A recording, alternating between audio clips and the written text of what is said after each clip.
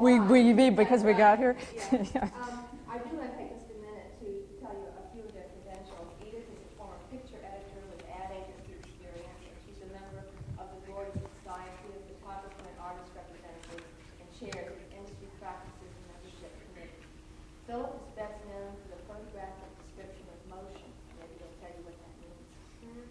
He chaired the Copyright Committee of the American Society of Magazine Photographers from the introduction of the new law through 1982. He's also a member of the Graphic Artists Guild. They're both members of the Copyright Society of the United States, and Edith has served on the Executive Committee of the Board of Trustees. Please welcome the Leonians, as I'm sure they will welcome their lunch.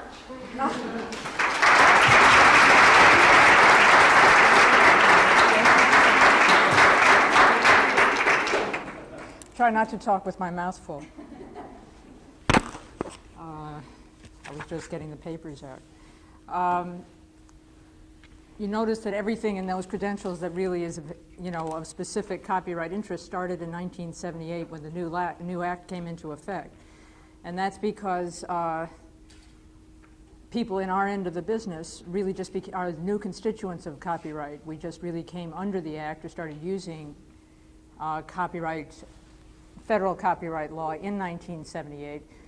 We'd always used either state law or common law copyright or whatever was handy or whatever we heard about, in a back alley or in the street somewhere to take care of protecting our rights. And only with preemption did we really get involved with the federal law at all, so that there's been a lot of activity in the last few years on our side in trying to get information out to people who do visual work on commission, which is the group that roughly we that we speak to and sometimes for, but not always, because it's very diverse. There's a couple of major differences between our kind of people and traditional authors who are more comfortable with copyright, like writers or composers. One is that we're all very nonverbal. They're all very nonverbal. I'm a representative, so I'm supposed to be the mouth. But basically you're dealing with photographers, with illustrators, and people who choose as a way of life things of the eye, partly because they're not too crazy about the verbal method of expression. And one of the there is an enormous number, for instance, of photographers who have one form or another of dyslexia. And they have trouble either typing or numbers go backwards. Phillip computers have just got Phillip to the point where he can type. They are not happy with paper. They've always ducked putting things down on paper. They liked the way our business ran because it ran on handshakes. We used to, just to give you an example of what it was like in either the bad and or good old days, depending on your point of view, we once did a campaign for Philco televisions, which are no longer made, which were the first shots ever taken off of the TV set. And for this, we had to, under the FTC rules at that time, we had to actually broadcast images to photograph off of a set.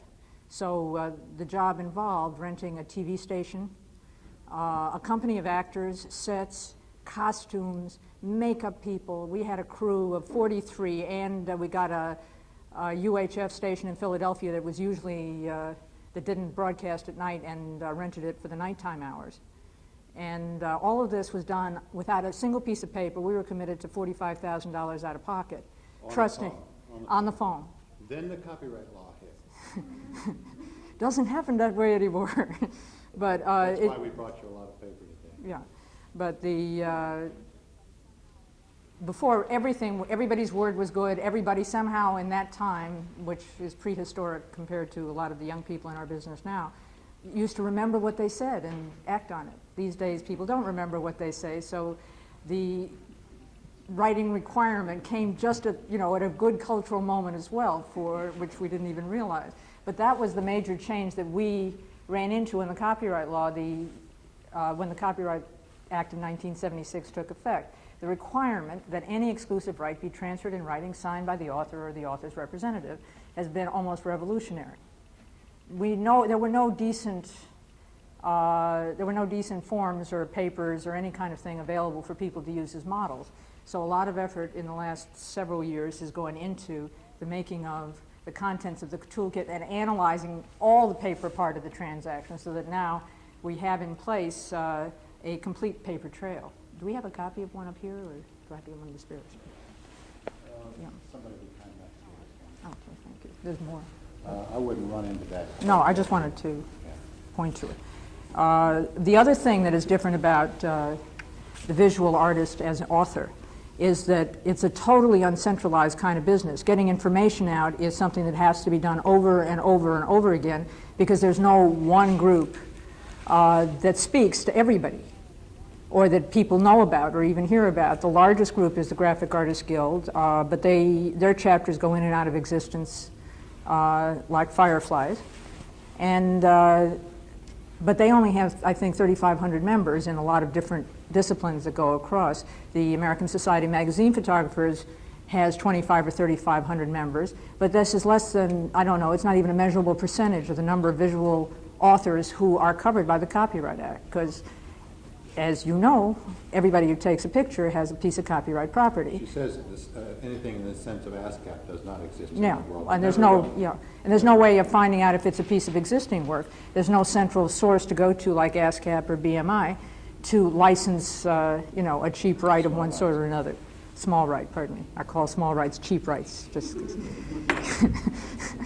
to keep it in proportion. But so those are two really major differences when the traditional copyright world meets us in the aggregate, our kind of field, because even though information, you know, people who have been watching know that a lot of information is out there and it's been disseminated and there are people who do know, we just don't have contact with the majority of the visual authors in the country, though it's spreading. There, you know, we run into things that we have written ourselves, which we distribute without, you know, we distribute right to reproduce without charge to anybody who might be sending it out into another area. So we keep running into material that we've written all over the country, or people calling us up from Montana because they got a copy of an article called Copyright and Practice of the Trade, and they found somebody they could ask a question. Introduce. Oh. Okay. But we are still, as you will see as we go further along, we're still in transition from the handshake. And it's still traumatic, and this is going to be going on for a good period of time. And one of the ways that you can tell, and another difference between the contracts in our end of the business and the contracts, say, between authors and publishers, are that they are basically confirmations of verbal agreements still. That's what we use. Yeah. We confirm verbal agreements. Yeah. Everything we do is so unique and different, job by job, that you literally just are in constant contractual relationship during the course of the job. Yeah. As you know, in what lawyers are used to and what most administrators are used to are a situation where the negotiation takes place on paper. One side it starts with one side handing the other a lease, a license, our standard contract, this is it, and you start negotiating with the paper in front of you. With us, all the negotiation takes place not only between nonverbal people on our side, but nonverbal people on the client side. Because we deal with art directors and art editors and people like that, and they are the same. They are our equivalents in that they don't like things written on paper either, and they won't read what's on the back of anything, however big the type is, and they don't want to know from paper. They want the job done until later. But you know, when you're in the early stages, everything is verbal or drawn, because they give us little drawings or sketches because there's no way in words of describing what it is they want us to do, and they call you because of what they have seen of your work, not because of anything anybody ever told them. The photographic description of motion, for instance, is the best. Yeah. Just the kind of thing I do. Yeah. Maybe that's easier to see. Or you can pass them around later. Literally, not time the decisive moment, but time the extended moment. And so movement happens, and that's the dimension I work in. But even in very simple kinds of work, a visual or verbal description just never makes it on on getting visual work done.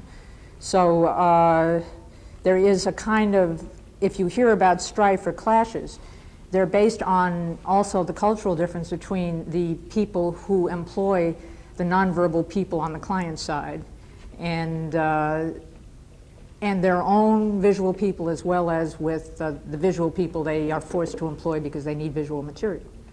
Can I talk soon? Yes. Oh.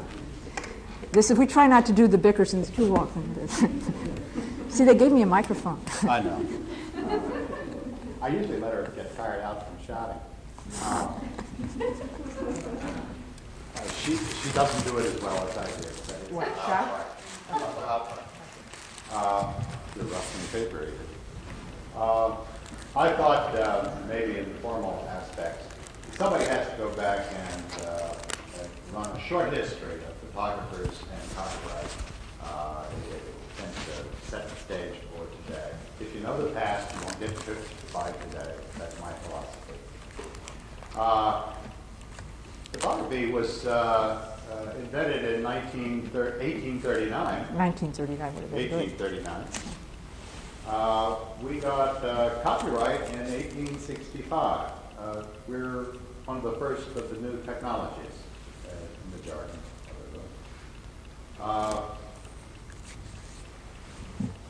The ability to reproduce in print media, such as newspapers, magazines, books, etc., didn't occur to the photograph until the turn of the century, when the half-tone dot process became perfected in its crude way. So, in essence, from the very first photograph, photographers themselves were also the only publishers.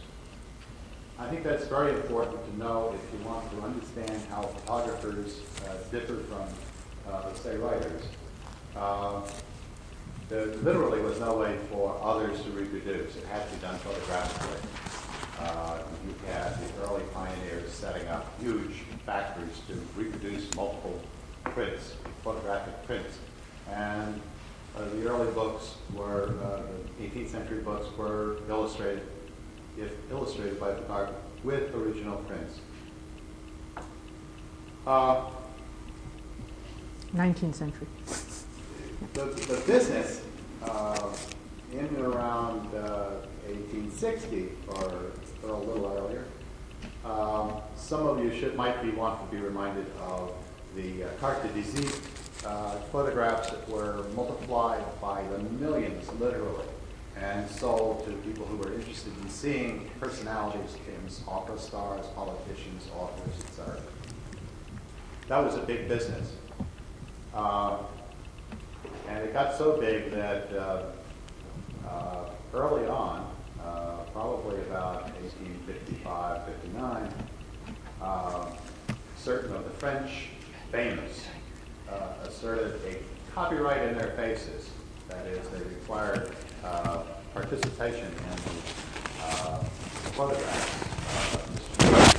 The French gave in, the English said, "Bug-on." And that's where it remained until the recent noises you hear about the right of publicity.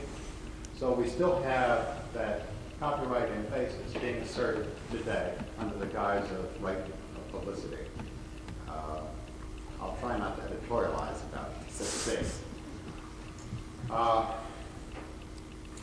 Anyway, one of the problems of 1860, 55, 60, let's take Brady in business in New York doing pictures of famous people. There were Western photographers sending prints of the newly discovered Yellowstone Park, etc.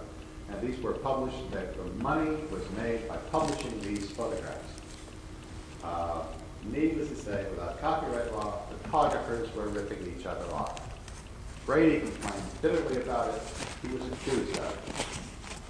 The 65 law was passed in part by counting the desperate situation of Brady, having invested all this money in photographing the Civil War and not having to, and then find himself in bankruptcy and fleeing New York from his creditors, etc.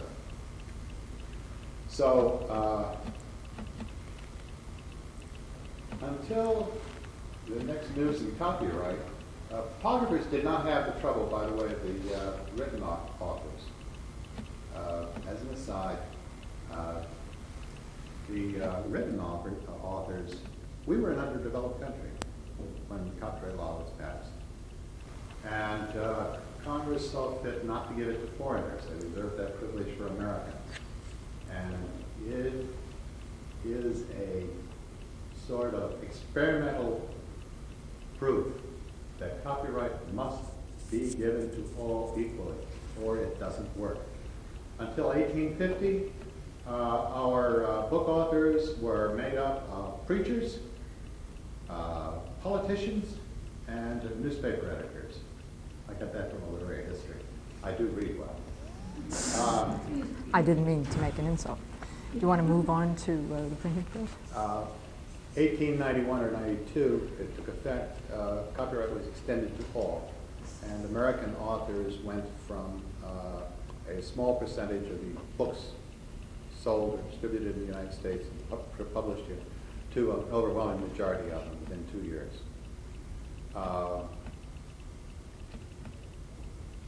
Now, for affecting the business practice of photographers, our way of going was if you had possession of the negative, it was yours, and you were the only one able to make a reproduction. New technology is catching up to us, too. So that if the legally minded examine the history of photography, you'll find more in terms of court decisions on ownership of a negative than you will on ownership of the photographic copyright dispute in a peculiar way. And until 1950 or so, when I got very active as a photographer who was around, we struggled a long time in our younger days. But by 1950, the only thing that we had everything on a verbal contract basis. There was a good trade understanding on both sides. Photographers and the people they dealt with had a good, clean understanding of the so-called rules. They were not written down. No. Bill? Yeah. Just one thing that you hopped over was that in the 19th century and for a long period of time, photographers fit well under federal copyright because they were publishers of their own work. But when the halftone reproduction and various kinds of mechanical reproduction came in, then that's when we stopped working under the law and depended on what he's talking about. You know, the formality of the copyright law required copyright on publications, and so that was the responsibility of the publisher. That's been changed. I won't go into it, but it did I think they know. Mean that visual artists in particular and magazine article writers depended on how the bill was worded for their only legal document on copyright. Copyright was obtained on publication by the magazine, and Good's decision and so on kept it in our hands as long as we defined what we saw on the bill, invoice. All right.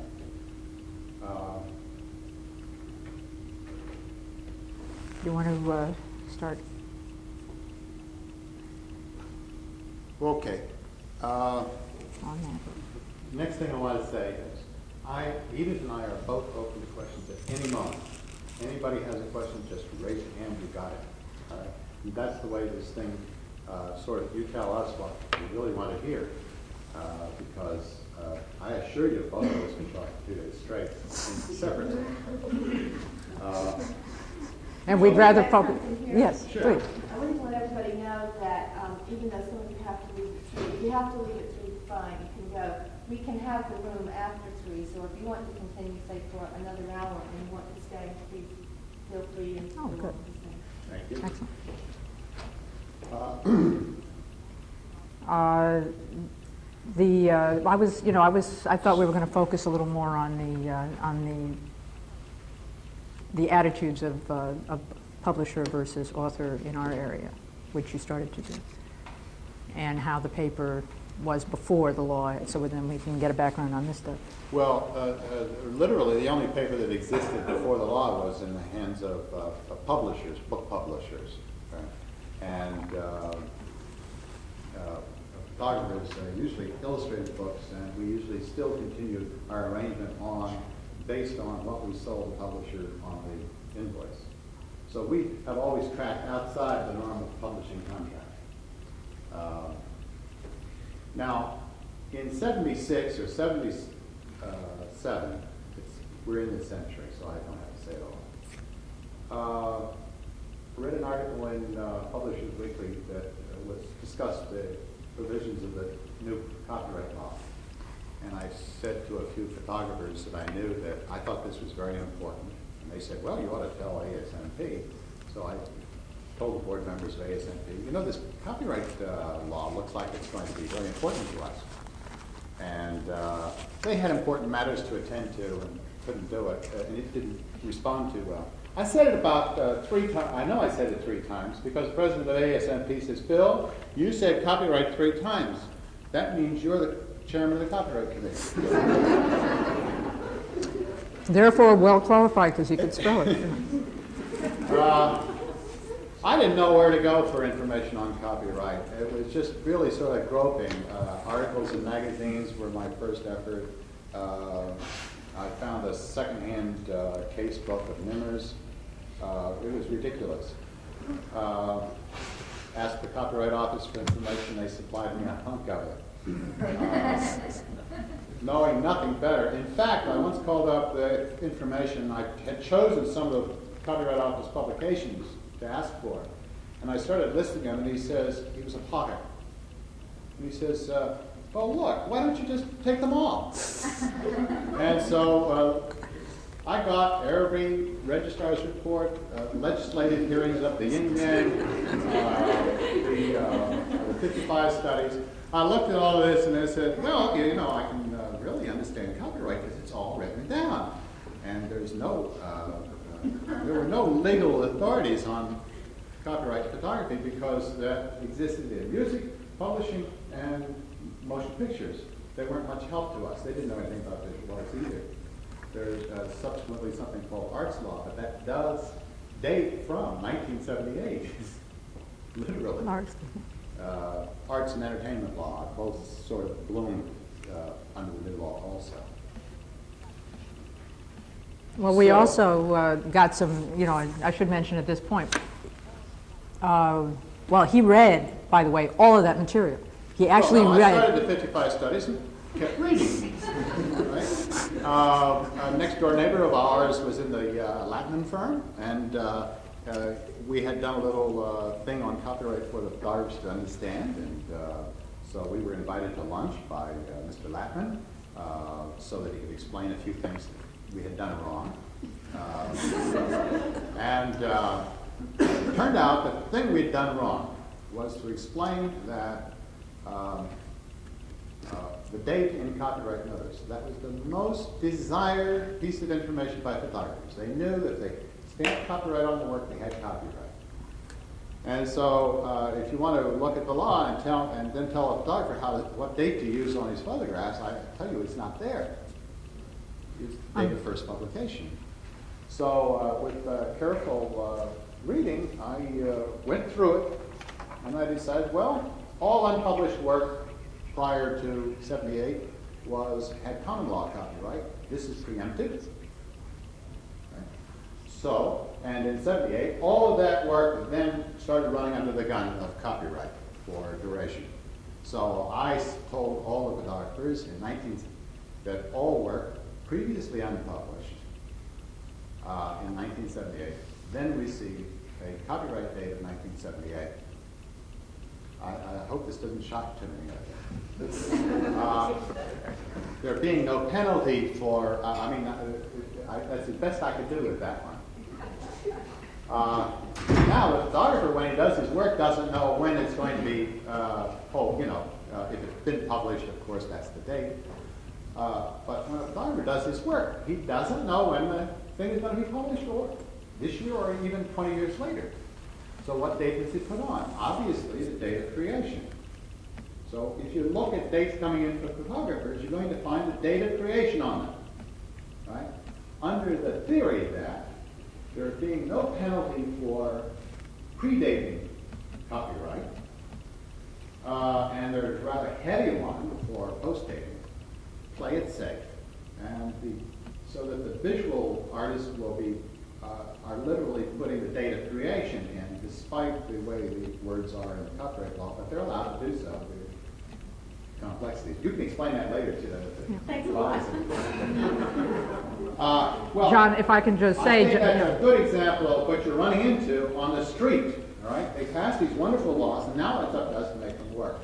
And that's what we're trying to do. and you have to deal with the end result here. Yeah, and you sit here in the deep sea wondering, dates, you know, okay. By the way, that's now an accepted thing, but I want to claim being first on it. I would just like to quote the former general counsel, John Baumgarten, when he first heard about this 78. And Philip told him about it because we met him subsequent to Alan Latman. And John listened to Philip very carefully, and then he said, oh, yeah, fine. So we figured that was like the Pope's seal. You know, that's okay. I did mention this problem with Barbara Ringer, and she says, well, Philip, you must understand the last we looked at date was, in the copyright law was, that section was 1965. So that law really took a long time to get here. And it shows some of the frayed marks from that long process. But literally, that's why we're talking to you here today, is that we seem to have gotten a head start on everybody else on copyright and visual arts, as you can see. And I don't know very many of the photographers are willing to take over the job, so we're stuck with it. Yeah, we had, you know. Yeah. I think a lot of us who examine copyright applications would really like to know how you feel about the issue of work made for hire. For example, how much of your work do you consider is done as a work made for hire? None of our work is done as a work made for hire. Okay, you got a wonderful question, and it's loaded, and it's charged up, and I'll be glad to get to that, but give me a little chance to take a break, and I'll throw you at Edith first, and then we'll get back to work for hire. Okay. I'd rather go to the I alternate. have given you your first hint when I said that all authors must be treated equally. You cannot discriminate against one class of author without that author going somewhere else or doing inferior work or shoddy work. So that I will be glad to come back to work. Well, it's part of it.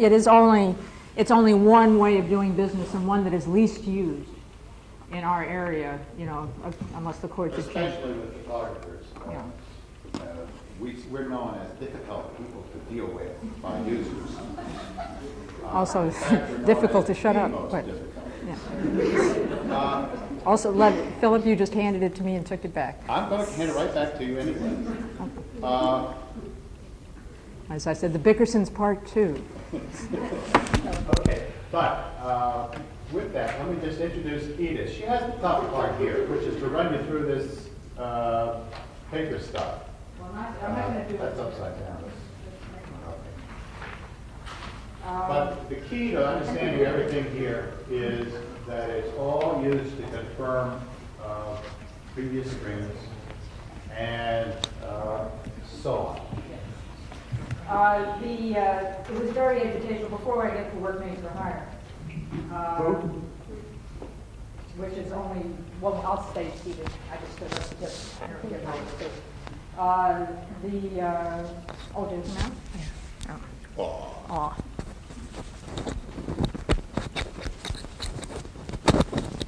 This is going to take a week. Okay. The first thing we learned, this is, you know, what you have here is like the culmination or the current state of the art of the 6 years that have passed since '78.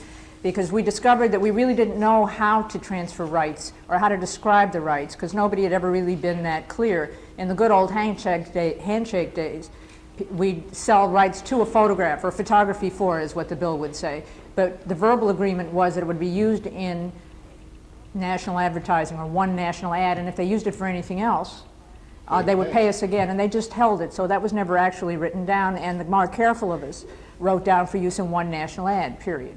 But there was always, there was a very well understood, it was much smaller business. It was for that year's campaign, and if it went to the next year, we got a subsequent payment, usually about half. So we found that even under the old law, where under the old federal law, I am going to take in work made for hire because it is part of the background. Even under the old federal law, where copyright vested in the commissioning party under the law, we had negotiated it back so that we actually never did do work made for hire. In the 50s, we were cautioned quite strongly to spell out on the bill what the rights were. Yeah. I think that's probably the fault of the Goodis decision.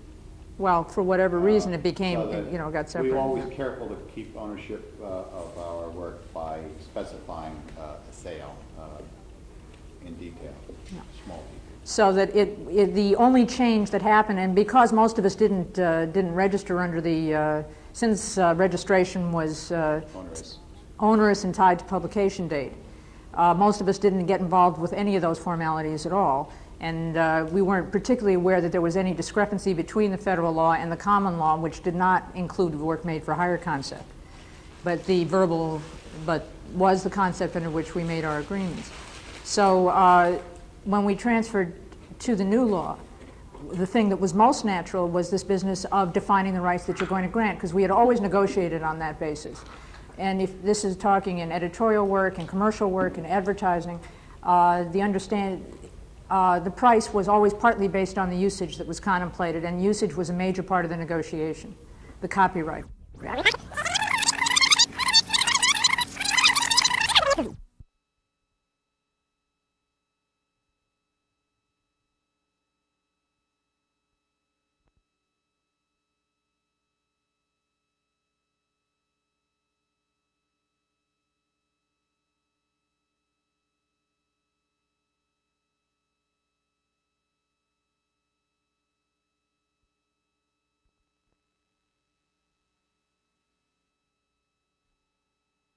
Tied to publication date.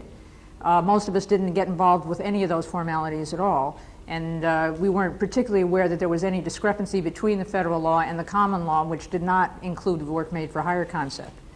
But was the concept under which we made our agreements. So when we transferred to the new law, the thing that was most natural was this business of defining the rights that you're going to grant, because we had always negotiated on that basis. And if this is talking in editorial work and commercial work and advertising, the price was always partly based on the usage that was contemplated, and usage was a major part of the negotiation. The copyright, the specific reproduction rights that were being granted, or the specific rights of copyright that were being granted, always had a great deal to do with the way payment was made and the amount of payment. And so that negotiation was always natural, and it was a totally natural transition to us. The people to whom it wasn't natural were the lawyers who didn't know what had been going on down with their own people and with us. They didn't know how the business worked. All they did was they looked at the old federal law, they looked at the new federal law, and they saw there was a difference. They didn't like it. They thought something had been taken away from them. In point of fact, the practice now is the same as the practice then, which is that you negotiate relative to the usage that is intended for it, and you are paid on that basis, and those rights are transferred. A lot of work, we'll get back to work for hire in its place. But we started just collecting ways that work is described, ways different kinds of terminology that are used in all kinds of parts of our business, of ways that photographs can be used, all the different ways and all the different kinds of rights. And we got a computer and we started putting them on a computer. I could just go add them on forever. And this is not all rights of copyright. These are some rights of copyright. A few of the rights that we deal with normally, and just goes on like this. And this is what is involved. More than this is involved in a transfer of all rights if you're going to get picayune about it. And work for hire is 2 rights more than that. And since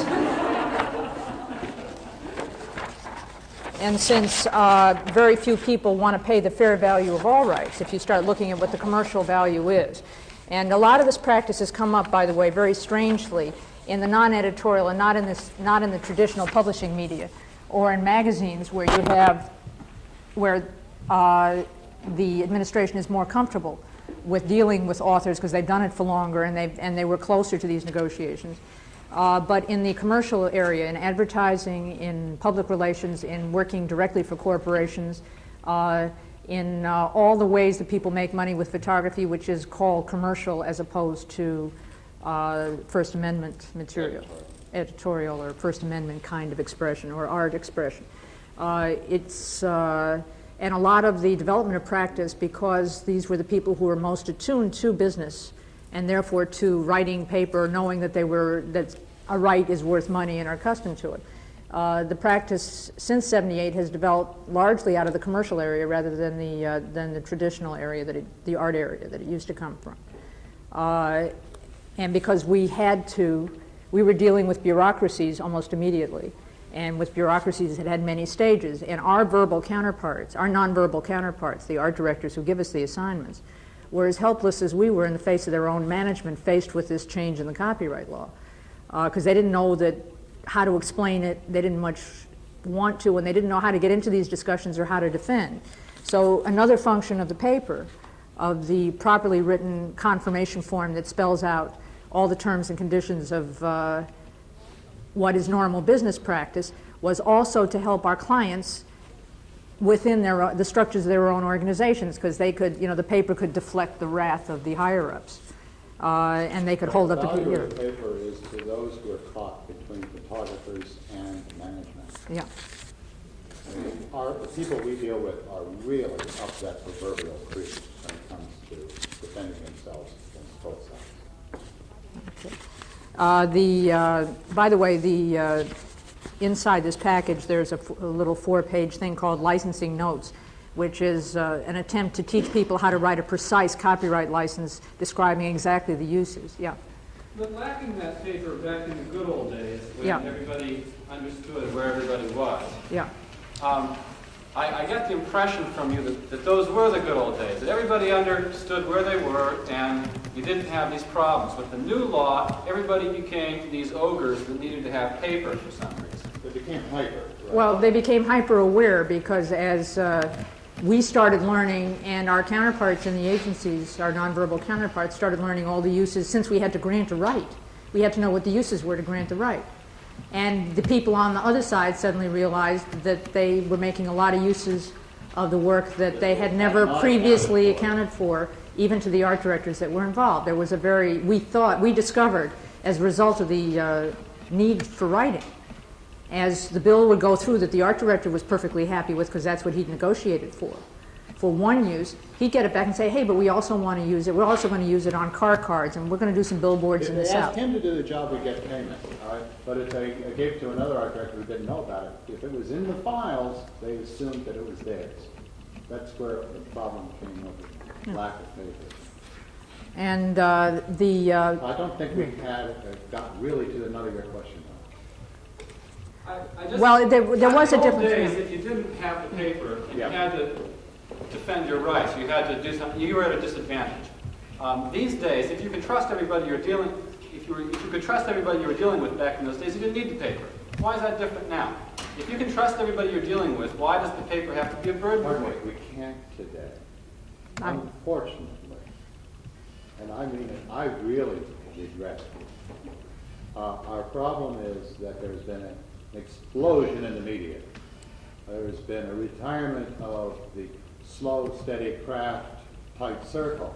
It's eroded. And what we have is kids, coming from secretarial jobs to art buyer positions.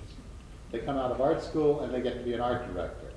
They're each out to prove their own case, and they just don't have that apprenticeship going up on, say, the client side, as the photographer had going up on the photographer's side.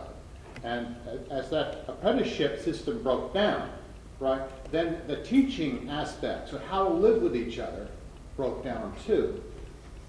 Is that clear? Yeah, so it wasn't just the law that changed. No. The whole business has completely transformed from the It came along just in time, if you want to know the truth. No, that's really what I meant to say earlier, which is You have to that understand, in '75, we were thinking very seriously about unionizing as professional photographers.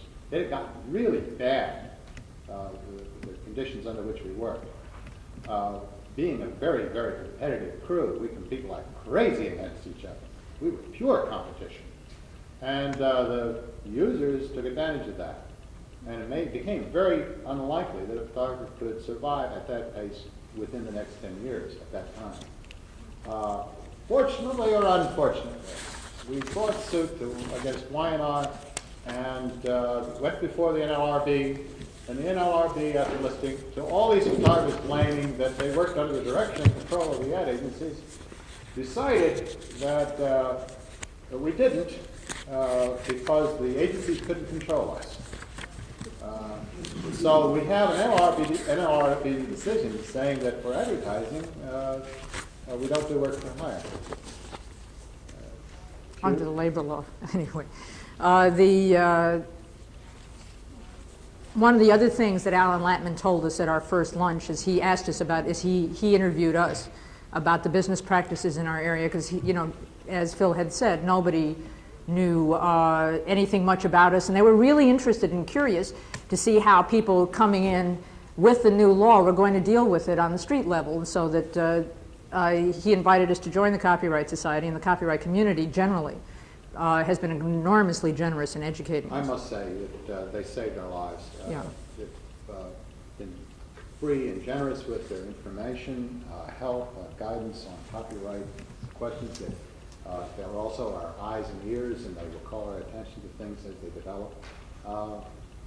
So that funny lunch with Alan Latman really meant a lot to us. Yeah. No, but one of the things he said, and this led, as I said, to 6 years' work, is what you really need is some standardized forms that summarize the accepted standards of your business, so that you don't have to do this on each job, because the other thing is that anybody who's working at all is doing so many jobs that you cannot stop and do a full contract with all these, you know, with all these factors, all of which now these days need to be in writing or need to be part of the negotiation.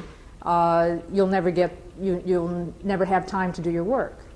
So we have gone through various phases of terms and conditions, particularly in the forms and in paper trails. And what these terms and conditions do, they're different also from most standard contracts or publishers' contracts in that they're not strong side negotiating paper. I have something to say on that. Okay, all righty. She said they're not based on strong side negotiating position. Remember, photographers are highly competitive. Clients are highly respected. And a photographer won't make a demand on a client. That's not exactly how you get a job. So no photographer will accept a term or a condition in the contract that might frighten his client. So what you see on this terms and conditions and the other forms is literally an outline of our best trade practice understanding, just reduced to paper, incorporating copyright law, and that's about it. The most controversial thing, if you take care and read that through, the most controversial thing on photographers on that paper that makes them hesitate to It's the back of this. Yeah. is the little provision that says there's time and a half for Saturdays, double time for Sundays. They're used to negotiating an extra thou for that, but not putting it down in black and white and clear. So it's always the contracting party, the plumber or the architect that offers the paper, but the paper offered by an architect or a plumber is friendlier than that offered by an international conglomerate. Friendly. Wait till you get a piece of paper that refers to you as a vendor. Yes. And incorporates the 1937 labor law. Well, I did bring some, you know, it's not that we're the only ones who've been working on standard forms. Our clients have also been working on standard forms, except they are also working under the aegis of antitrust problems. And Well, this is one dated January 9th, 1985. We just brought you the most recent. You know, this is just the most recent one. This is an estimating form. It mirrors the structure of our forms, which start off with an estimating form which has all the terms and conditions that are going to be on the final license on the back as part of the deal, and is delivered up front during the negotiations, and in time for discussion. This one did not do that. What? This didn't track. No, this one didn't. But this is an estimate, well, I'm just saying, I'm trying to do two things at once, which may be a mistake, but they do have an estimating form because they require written estimates for something called bidding, which we don't want to go into here. It's shopping. They're shopping forms, and they have one set of terms and conditions on the back of the estimate and another on the back of their purchase order, which is also functions as partial copyright license because it's signed. Read off that one that says despite. Notwithstanding the description on the face hereof, and unless otherwise specified under limitations of use on the attached, our acceptance of this estimate and your delivery to us and acceptance by us of the material hereby ordered constitutes an unconditional and completed sale and assignment to us of all the right, title, and interest in said material. Copyrights in all materials produced hereunder shall be owned by us or our client whose name is indicated on this form. You agree all material shall be deemed to be works made for hire as defined in Section 26 of the Copyright Act of 1976. Okay. That's 1909, folks, for the new ones. And amendments there too. We're meeting a lot of ignorance on the part of. I mean, you know. Right. That's from Foot Cone and Belding. This is a major, it's an international agency, Foot Cone and Belding. Its main office is in Chicago. This was withdrawn within 3 days of being issued. But it's not the first time that even in the city of Chicago alone, in Chicago alone, we keep getting wonderful pieces of paper where various attorneys at major law firms, their law firm was Austin and Sidley, which is the largest law firm in the country, and one of the top 3 largest law firms in the country, and they represent the librarians as well, you know, the Librarians Association, and they were the ones who put in Section 26 of the Copyright Law. So it goes back and forth, and the struggling, to define things clearly goes on with them as well as with us. Unfortunately for them, this is not tragedy for us. Unfortunately for them, since they transgress every polite understanding between a photographer and, say, an art director in that agency, this kind of paper has little or no chance of impacting anything. But in fact, We're not crying poor here. the reason that this paper was withdrawn was that at the invitation of the people working in the agency, various photographers and representatives went in at the request of the art directors that they worked with to explain to their bosses, because they didn't want to get in the middle because they were afraid for their jobs, as usually happens. So one of the ways that this paper was drawn, and one of the reasons that we bring it, is not only to show you what we do specifically ourselves, but it is the best summary. This one page on the back of these forms is a summary of standard, generally accepted national practices, the way photography is commissioned in this country. And it was done with it's been run by hundreds of photographers around the country. It incorporates the way they do business, how they feel about what's fair and what is normal, or it's something that has been happening for a while. It's not anything new or not the way they think it ought to be. This is the way it is. And they didn't want anything, and we were careful not to put anything here that was either hostile or that wasn't the way things were actually done. We didn't want to use this as any kind of soapbox. Is everybody clear about how contracts work, think such as this, with terms and conditions on them? If they're countered on the front by a specific thing on the front, then it overrides the back. So that even fearful photographers can give it all away just by saying all rights transfer. Yeah. These are the back of the forms, and the back of all the forms in this package are meant to function for most situations or most standard situations.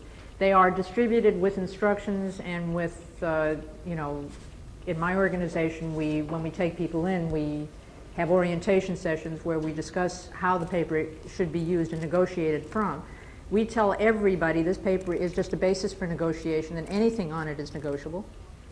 But that these are the most often common standard things, so that you can go off of these things, or you can only, most clients, when they read this, will go over and say, why are you making me read this? This is the way it's done. And if they have a problem, if they can't pay, the one I usually get, they're reading, they got a whole page of terms and conditions here, and they're looking over and they say, 1.5%, 2% per month is payable on any balances unpaid after 30 days, and that's what we negotiate. But they'll go down the whole page and get to the 2%, which we have in boldface, because it's legal in New York, but not necessarily every place else. Some of you must have looked over the paper a bit. Do you have any questions on it at the moment? It's not the most fun part of the world, and it is there for you to read later if you wish. Yeah. But what it, you know, we have included in here all kinds of things that you would never see, but just to give you some kind of background of the of what is behind the copyright registration that you receive from what's going before when you get it from, say, a client on a piece of work. We have in here something called a call sheet. This is an aid memoir for when most of our jobs originate, most jobs in our business originate over the telephone with a call from a client based on your portfolio, your published work. And this is a series of the kinds of questions, an aid memoir of the kind of questions and information that you need. There's a list of expenses for different kinds of shootings in studio or out of studio to show what kind of scale some of these things get into and the kinds of things we might be required to get, like pack mules, for instance, we have a spot for on there. We have the licensing notes, which are distilled from some of this kind of material, rather than providing a glossary of all the possible terms which change every day. It's telling people, giving people a few catchphrases to structure how they grant their rights. Then we have the three, where'd they go? Prime pieces of paper, which are three fronts with one back, a job estimate, a confirmation after the agreement has been reached, if it's different, which is used after, and this gets countersigned by the client. By the way, I just say paper. They're each a separate piece of paper. Pieces of paper. We each, we print, we have the terms and conditions on the back of each of these forms. And then we have the copyright license invoice, which is the final thing after it's been completed, and with whatever changes have been made at the shooting. We have something called the job change order, which has become necessary in the last 9 months in the business because of changes in the structure. Memories are getting shorter. Changes authorized on set are forgotten at the time the bill arrives. So now we have to make up a form so that people, when they make changes in the job description that require a change in price or a change in usage, which is quite frequently done on the floor, you have to get them to write it down and sign it. Because we've had, it was like a raft. There were like 15 cases in a month. By the way, this is typical for the production of commercials and television, film work of all kinds, architects, contractors. They usually have a job change order just to keep the paper going. We also have a statement form included here, just so that you'll know what it looks like. One of the first jobs a photographer has to learn as it turns towards professionalism is how to write a bill. Edith taught me, and I've been a photographer for a number of years. Yeah. On the back of the statement form I had, this is an original form. It's a photography reproduction rights status report that I started doing about 2 years ago. Which I send to all my clients at the end of the year, telling them what rights have expired and what material they haven't returned to me and what rights will expire. What she did was send a cover letter saying that we are transferring our records to computer, and she gave them a little questionnaire about when they wanted reports on the status of things. And I gave them this. So she asked them to check off if the current status report was correct, right?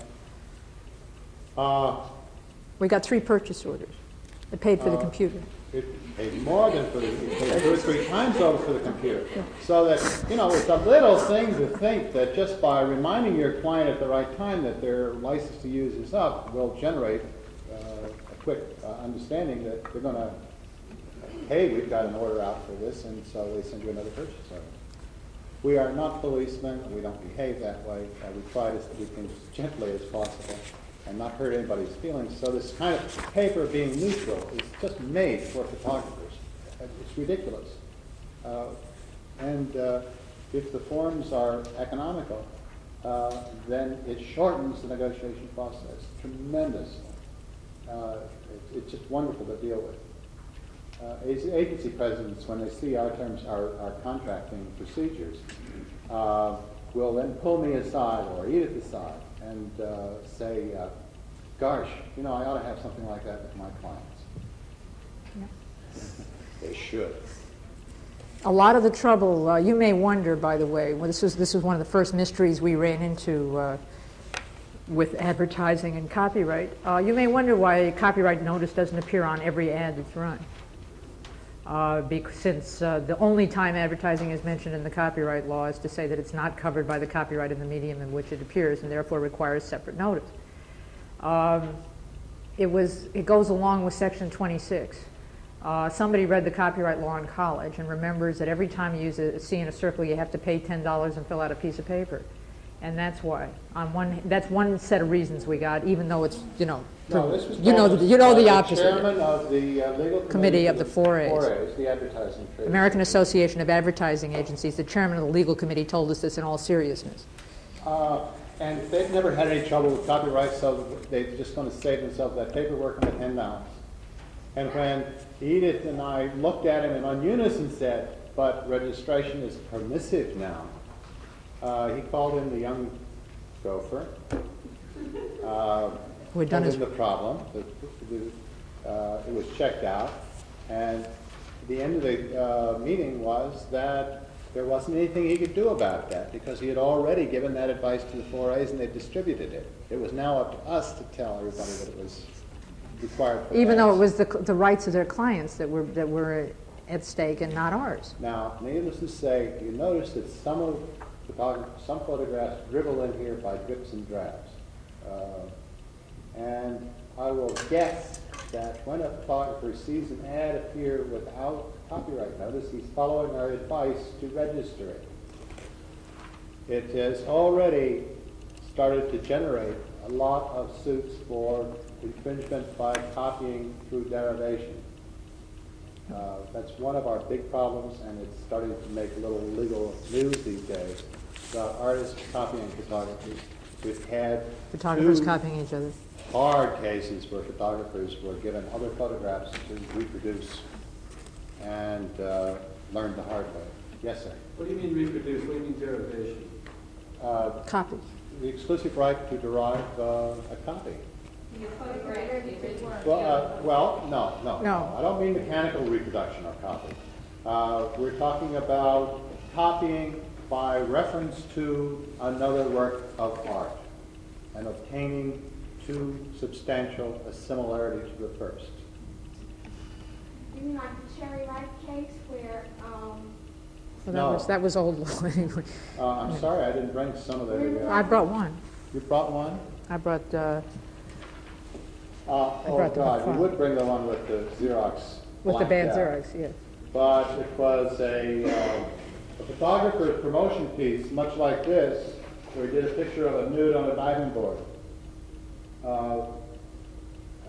His price was a little high for the ad agency.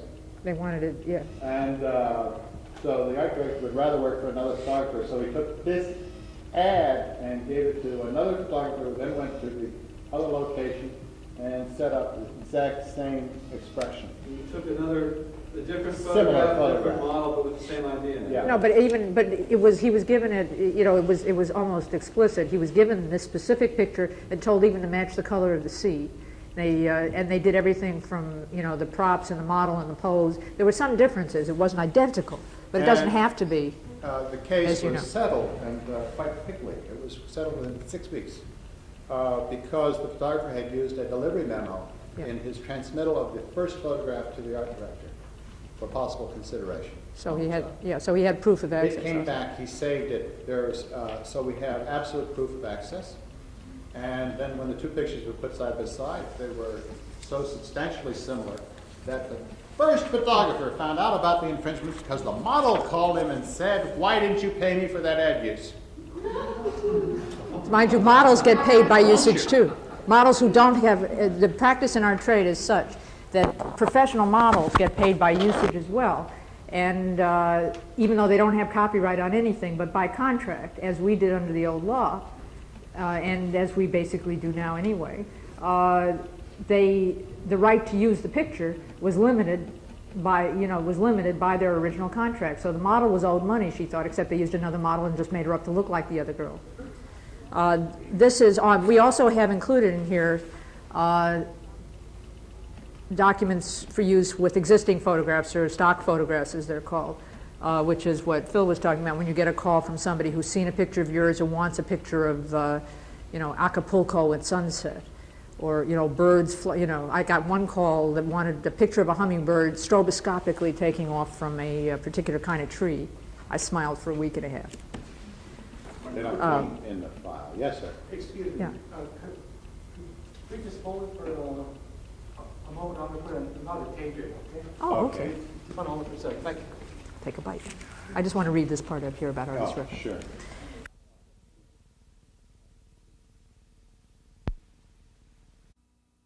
Back on again. Oh, we're Okay. back on? Yeah, okay. Edith, to give you a little better understanding yeah. what we face between photographers and artists, you normally think artists would copy, or painter type would copy photographs, seeing as how they're taught to do so in school. And art directors do it as a matter of course. The title of the article about this is, by the way, you'll hear this word twice in the paper, out of the swipe file, a model copyright case. Swipe is a standard advertising term. It describes what it is. They keep a file of things to copy. Okay. The enclosed, but this is the top of the delivery memo of any time you send any people who are fortunate to have papers send photographs for consideration or as samples of any kind to a client. It's accompanied by a delivery memo that lists the material and values it. Yes? In the case you just described where someone saw a good idea for a photograph but didn't want to pay the price. Pardon me, saw a good expression. It was the expression that was Photograph copied. subject. The expression, idea expression dichotomy, is that what you're doing? So, I'll get into that if you want to. yeah. I didn't mean to chop across Go that, ahead. I'm sorry. I was going to ask if what you meant was that a copyright infringement suit was brought and it was decided in court. No, it was settled out of court. Settled in 6 weeks.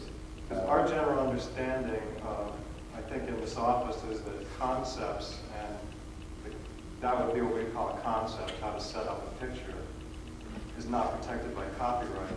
That if you had the same idea, but you took a completely separate picture, it would be a separate work and it wouldn't be an infringement of the first one. Most good legal minds have that problem. This business of the idea expression dichotomy. Now, I will give you an illustration of the idea for a photograph. I want you to photograph a dusty road with a picket fence alongside, behind which is a white house. All right? Now, I defy any two photographers to take that idea and come back with the same expression, which will be a dusty road, a picket fence, and a white house. The similarity is closer than that. And all too often, the confusion comes from identifying elements as the idea. But the expression, believe me, is far different. You may track a new case coming down the road. All right? N.W. Ayer has been sued by a photographer, an underwater photographer, for infringing his picture of an angelfish. Idea. I need a picture of an angelfish to illustrate this act. As reference, they sent over a set of photographs. Of course. The artist claims, we don't know too much about it, but he didn't copy from a photograph. Now, Greenberg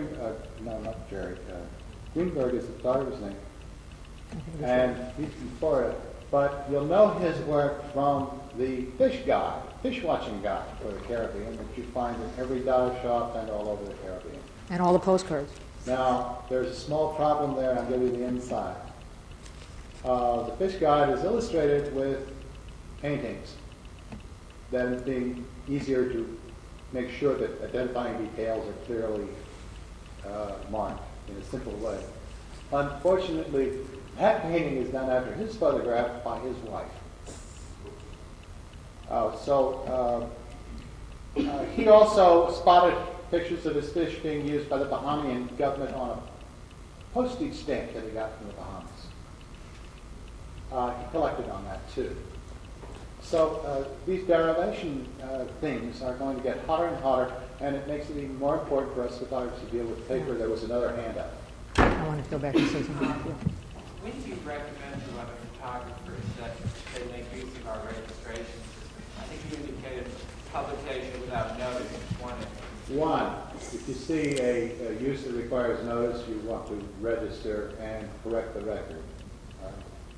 Two, when you're dealing with someone you don't trust. Three, when you're dealing with someone who doesn't know diddle about dealing with professional photographers.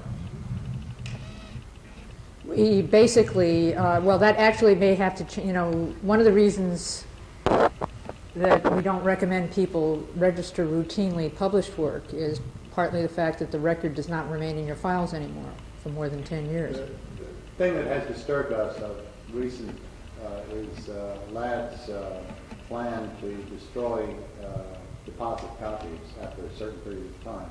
We feel that that's a disaster for photographers and visual artists because we're not books. We produce a lot of ephemera, flyers, brochures that just literally disappear. The only record of the images left is the original negative or transparency. But I don't think we ought to proselytize the office about that problem. Okay, no, but and the other thing is that, but basically it becomes, we all do so many pictures in a year. Everybody, the least successful working photographer, does so many pictures in a year and so many jobs, because in fact your lesser photographers tend to do a higher volume than your more expensive photographers. So it becomes onerous to register one by one. So we recommend registration if you suspect trouble is going to come. If you have an important photograph. Or something specially important. Or group registration of unpublished work, and yeah.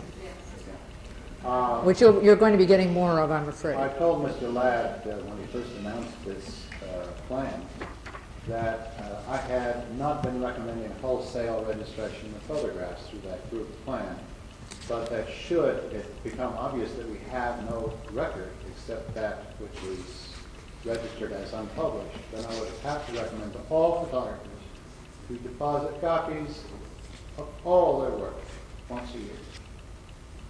That has proved some problem for us in the group registration of photographs. We have a case now where there are several thousand photographs, one of which has been infringed, and they were all registered on a $10 fee.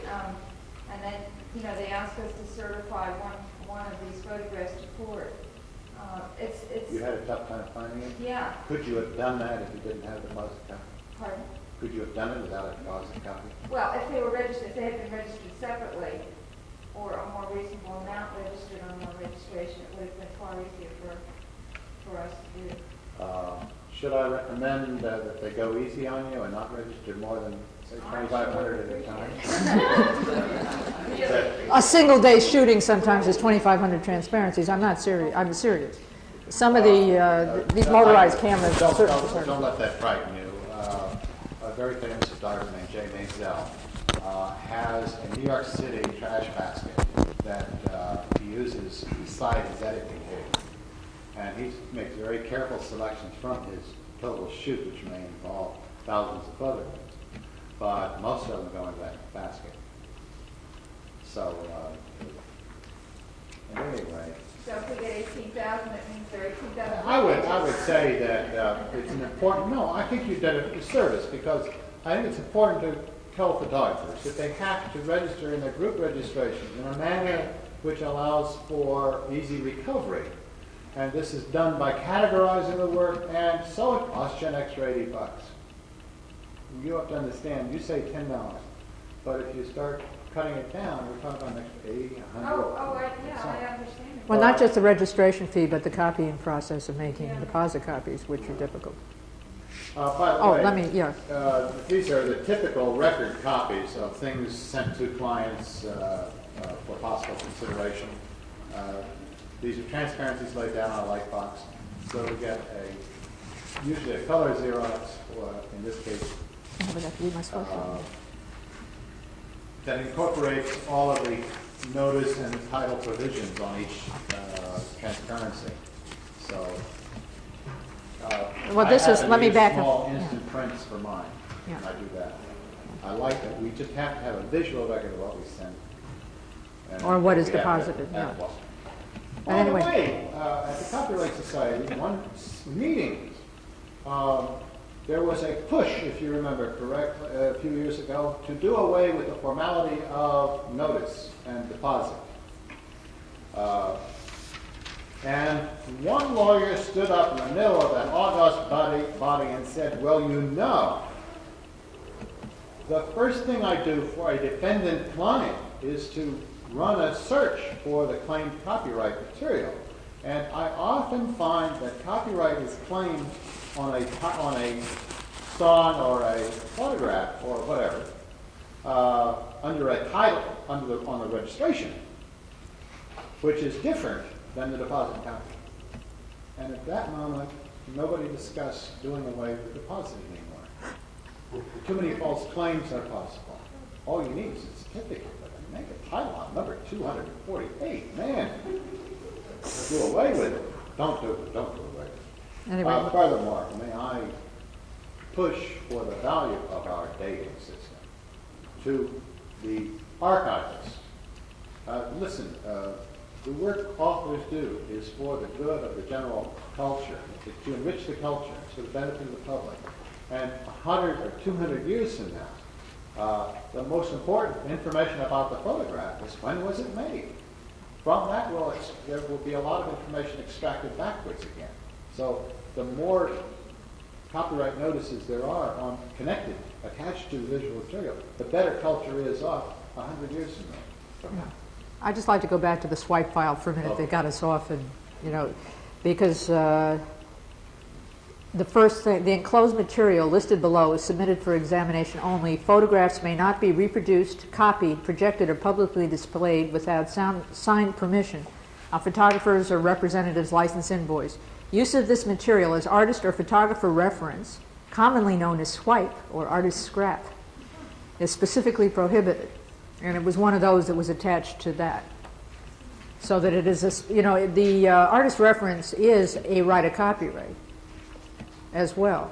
And one of the other problems that comes up, and it's not at all limited to your understanding of the when I said the expression idea dichotomy, is that just as many visual people are a little dyslexic about verbal material, a lot of verbal people, foremost amongst which are attorneys, are visually dyslexic. They just don't understand. At the last Copyright Society meeting also, the preliminary, the Moscow on the Hudson case that you'll be reading about for a period of time, where where Moscow on the Hudson had its poster. The movie. The movie, yeah. Ripped off a cover by Saul Steinberg Of New Yorker. And that was held up, by the way, to this august body of lawyers again, and learned folk. And the body split down 50-50 as to whether one was a copy of the other under the Copyright Act. Yeah, and the other 50% thought it was a concept thing. But it's much harder to express the difference between, or to describe the difference between idea and expression in a visual, inchoate thing, because it's not quantifiable or anything like that. Those of us who are visual recognize a copy immediately. Unfortunately, we know it when we see it. Yeah. We have as much trouble as you have. So that, and that's another reason that a lot of these cases get settled instead of going all the way through to court to a larger award, which might or might not be available. But that is the hot. If you're looking about problem areas out there, that's going to be the hot one for the next 2 or 3 years, or one of the hot ones. Is that clause in your terms and conditions? I didn't see it there. It's on the front of the delivery memo of That's for Stockholm. the delivery memo only. Yeah. The refusal to authorize any use not specifically described on the front is our equivalent protection. Our protection against lack of copyright notice on publication, of course, comes under our requirement of notice. Yes? Are there any present examining division practices that keep the problem? You know, I'm feeling better and better about the examining division. I like that call me up on the telephone to take care of a small problem. I think that's terrific. You have impressed a number of photographers by that, by the way. I want you to know. They begin to think of you as friendly. For the government agency in Washington, that's a big step. The difficulties are not with the examining division so much as a couple of the requirements, the interpretations of the requirements. Where we do have problem with registry is understand that when a top pro does a job, there are times when he doesn't even develop his film, but gives it into the hands of a magazine or an ad agency, not an ad agency, but let's say a magazine we develop, so that should you run into a crook who is refusing to return the material, we can't register it, not having copies of it. That's a toughie. Unfortunately, when somebody gives you an assignment and you develop a film, look at it, put your notice on and out it goes with a packing slip. Now they have all record of what you did for them. And if they publish the work without paying you, it's on its face an infringement of the copyright license and forced by preemption into the federal courts under that, God help us. And we can't go there without a registration certificate. So it's okay if we take a magazine that has the thing that's been reproduced in and send it to you to register the images alone. My first visual registration came back, by the way, as publisher of the ad, not as photographer. It was corrected. Yeah. Later on, that was corrected, but early on, the examiners were not familiar with the idea that the author himself might be registering a work. So, as long as we can register the image as found in the publication, that's cool. The author himself might be registered.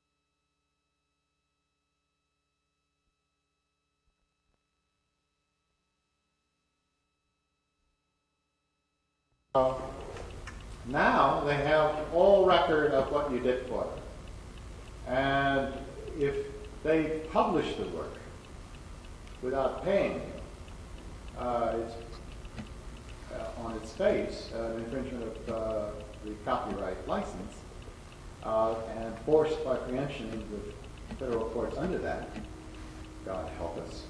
And we can't go there without a registration certificate. So it's okay if we take a magazine that has the thing that's been reproduced in and send it to you to register the images alone. My first visual registration came back, by the way, as publisher of the ad, not as photographer. It was corrected. Yeah. Later on, that was corrected, but early on, the examiners were not familiar with the idea that the author himself might be registering a work. So, as long as we can register the image as found in the publication, that's cool. There was a small problem, I believe, with an infringement that was being used in a store window. The photographer had some difficulty getting the office to accept a photograph of the thing in the store window. Am I right, Jody? I I don't know that. You don't remember? Well, I assume it got resolved. But that kind of thing, sometimes the infringement itself, it's impossible to get, it's difficult for us, and this is a problem that is not an examining problem, but it's very hard for us to get registration within the 3-month period that allows statutory damages and all the benefits of early registration if you don't have the thing itself until after publication or after the infringement takes place. So that's a problem partly of ours. And I have a running question which I've never really had clearly answered, which is sometimes when you're doing an entire, a day's shooting on a single subject, there are a lot of things that are similar to what you deliver. And if you hold a similar and they infringe another one, can you register a similar even though it's not the exact photograph? As a derivation, as one being a derivation of the other. Or as anything? I mean, to cover the We'll read original. it as best we can. I don't want to. How would you, I mean, if this, think about this for a minute. If you knew about it, if somebody sent in a photograph, well, no, this wouldn't come into your hands because that photograph is registrable if they send it in. But afterwards, I have a copyright registration certificate for this photograph, which looks a lot like the one that they are infringing. But does this registration cover that photograph? I just, it's not an examiner's problem. Yeah, but that's one of our, that kind of thing. The other thing is not only access, but the best copy problem, or the date of first publication. We never know when most of our stuff is actually first published. A lot of our early problems with the examining division was revolving around that insistence on the day of publication, and even the magazines don't know. It ended up the usual way. Well, put any day down, but yeah. What's your position with regard to early works for which the rights are now asserted by the museums, art services? You mean works that are still in copyright? Works that are still... A new notice, and it's an old work. It's obviously the same image as before.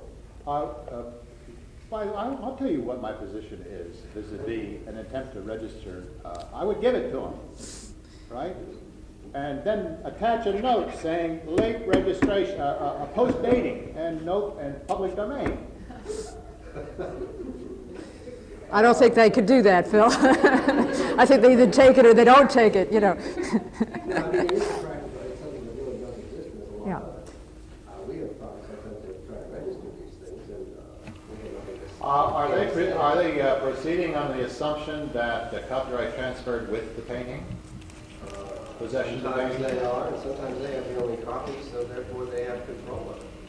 Most museums do Or business. sometimes even the photograph, they have the only photograph. It's just as big a problem for me as it is for you. But most museums, the more sophisticated ones, get around it. They don't worry about it. If they have the only copy, then they sell what is called an access fee to publishers. I know about that. Right. And that's by contract and extends the copyright, if you want to know the truth. And I don't think they should be allowed to do it. But that's beside the point. I think that should be available to all. Well, yeah. Unfortunately, there's another aspect of this museum or library activity. We see libraries now presuming that they are required to be publishers in serving the public. Should I say out loud the No secret. photocopying attempt at the Library of Congress of all their visual material?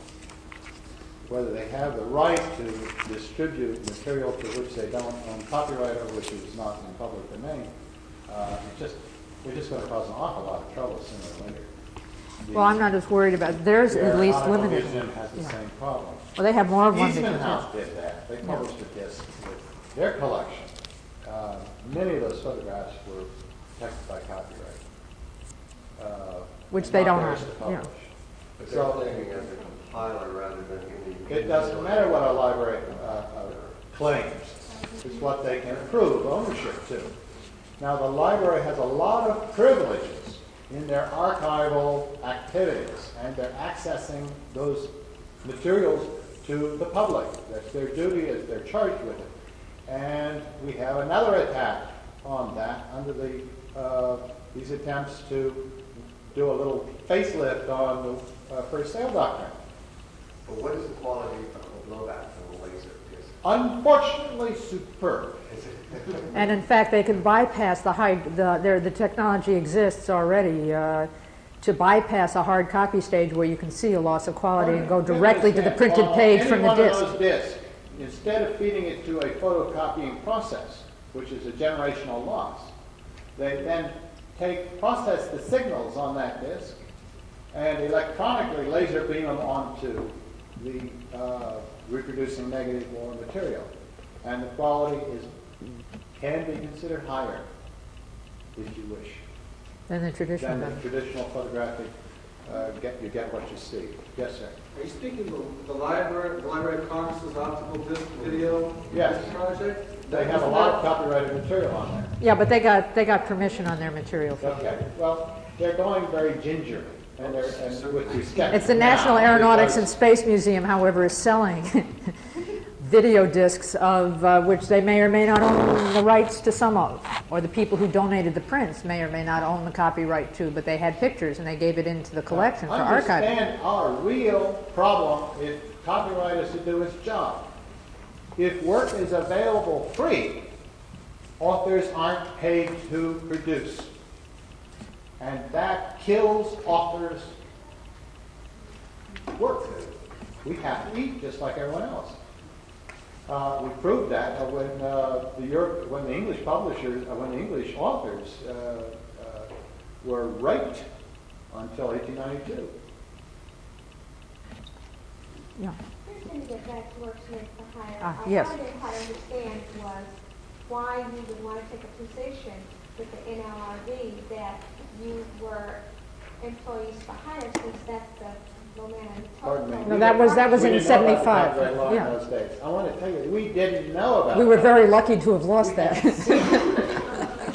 Right. We were enormously lucky to have lost that. If we had known what the new Copyright Act was going to be about and what it was going to bring, that was really what we wanted, which was control of our work and By the working way, conditions. I personally, and many of the named photographers, and most of the named photographers have little or no difficulty with work for hire. They just say no, or, well, if they're ignorant, they say no, right? If they're knowledgeable, all they say is, oh, can you afford that? Terrific. And we started. That's terrific. You know, you're talking to a photographer here now that has sold extraterrestrial rights to a photograph.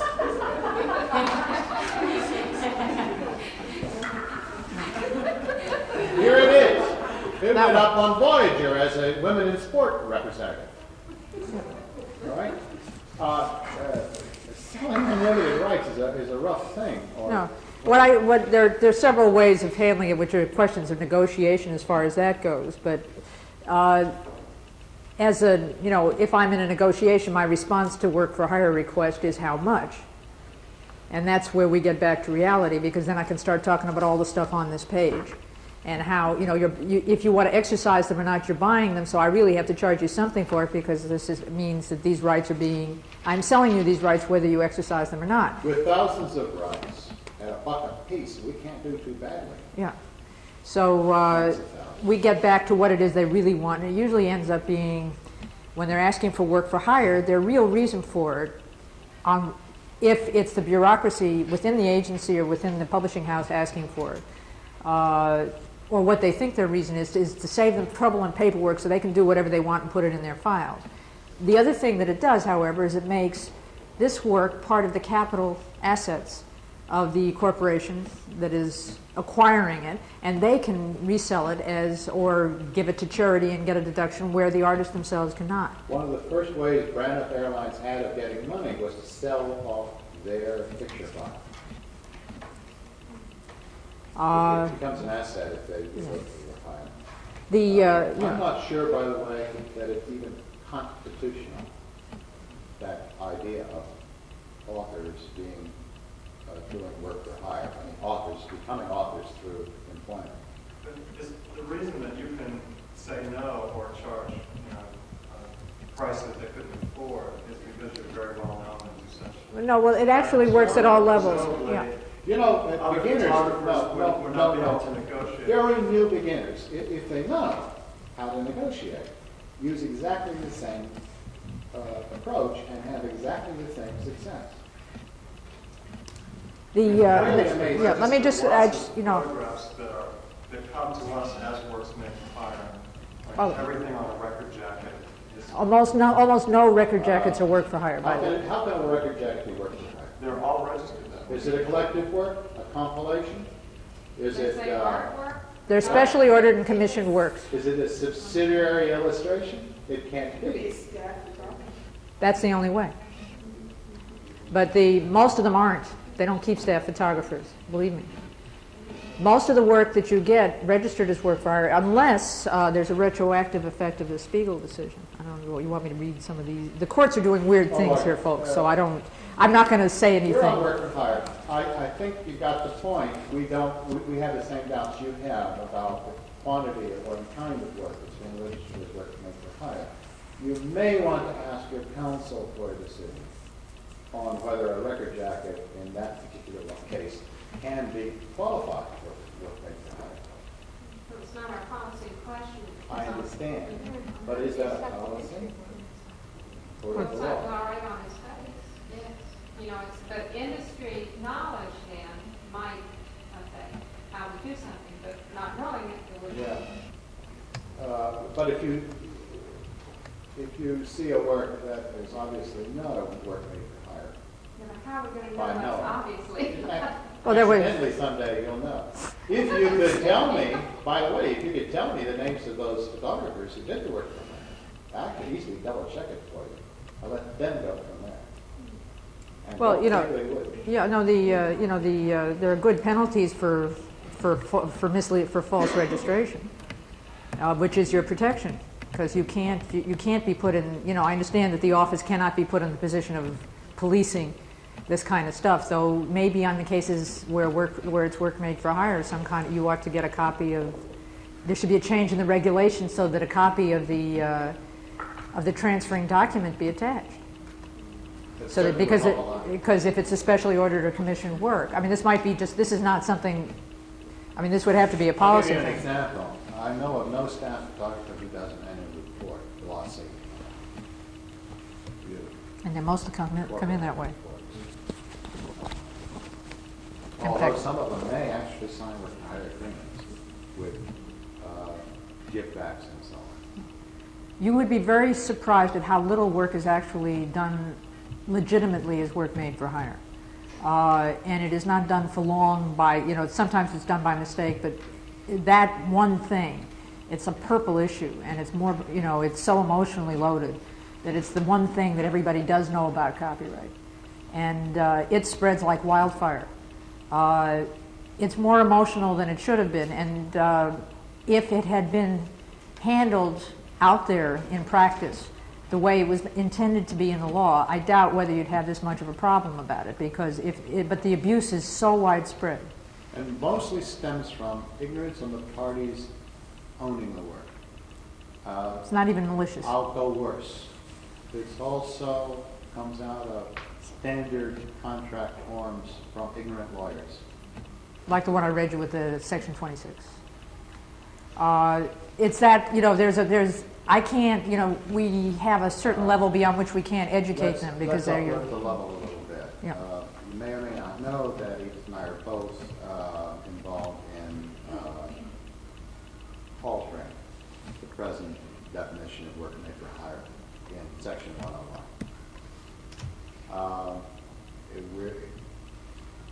The line we drew in the proposed language that we're suggesting as a kind of discussion paper, not formally as a bill, says simply that on the second definition, that in the case of a specially ordered or commissioned work, which is a specially ordered or commissioned work. You want me to read it? Yeah, read it out. There's not a work made for hire. Yeah. A work specially ordered or commissioned is not a work for hire unless it is to be used as part of a motion picture and the parties expressly agree in a written instrument signed by them that the work shall be considered a work made for hire, which tracks the. The reason we left motion pictures in is that we find in practice they are literally all dealing with guild and union contracts. So they qualify under the first definition as far as I'm concerned. The motion picture attorneys admit that too, but they like things buttoned up. Yeah. And who's going to take on The other part of the suggestion may deal with some of the other problems, which is which the courts will be bringing up.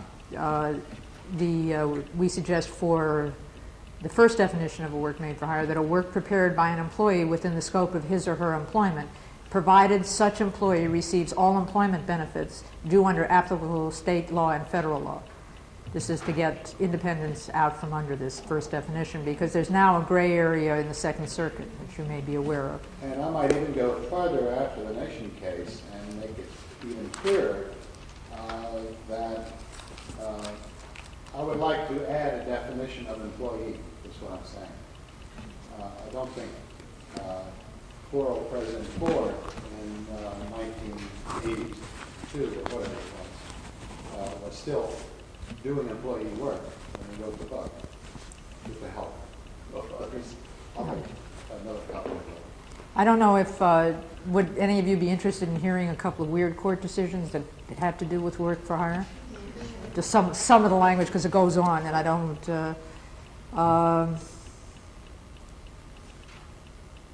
they found that something done by an independent contractor In Japan. in Taiwan was a work made for hire under the old direction and control concept of the, the old law concept. Principle of the client,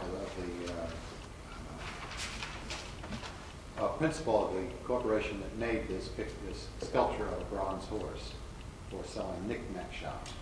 Went to Taiwan and said, no, not that way, try something else. Yeah. So the judges determined that that was a work made for hire. Yeah, but I just want to read. Direction and control theory. Yeah, but I just want to read you a couple of sentences from this one, because indeed the legislative history states that the new act adopts one of the basic principles of the present law, that in the case of works made for hire, the employer is considered the author of the work.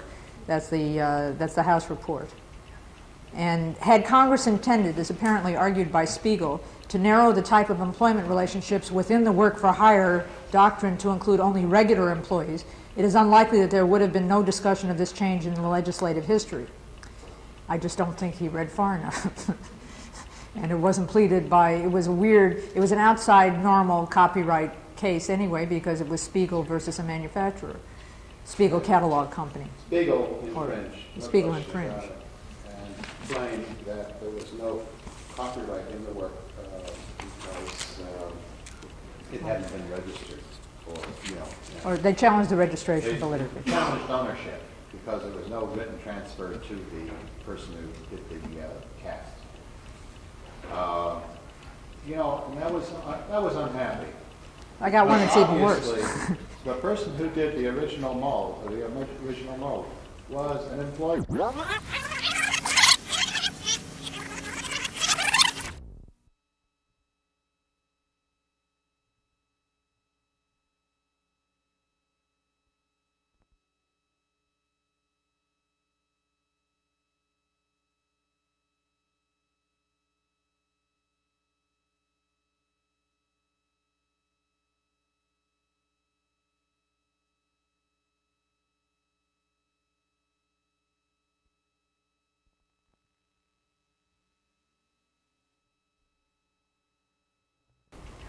And had Congress intended, as apparently argued by Spiegel, to narrow the type of employment relationships within the work for hire doctrine to include only regular employees, it is unlikely that there would have been no discussion of this change in the legislative history.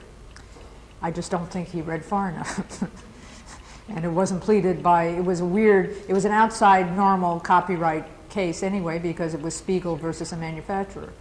Spiegel Catalog Company. Spiegel infringed. Spiegel infringed. And claimed that there was no copyright in the work because it hadn't been registered. Or they challenged the registration validity. They challenged ownership because there was no written transfer to the person who did the cast. And that was unhappy.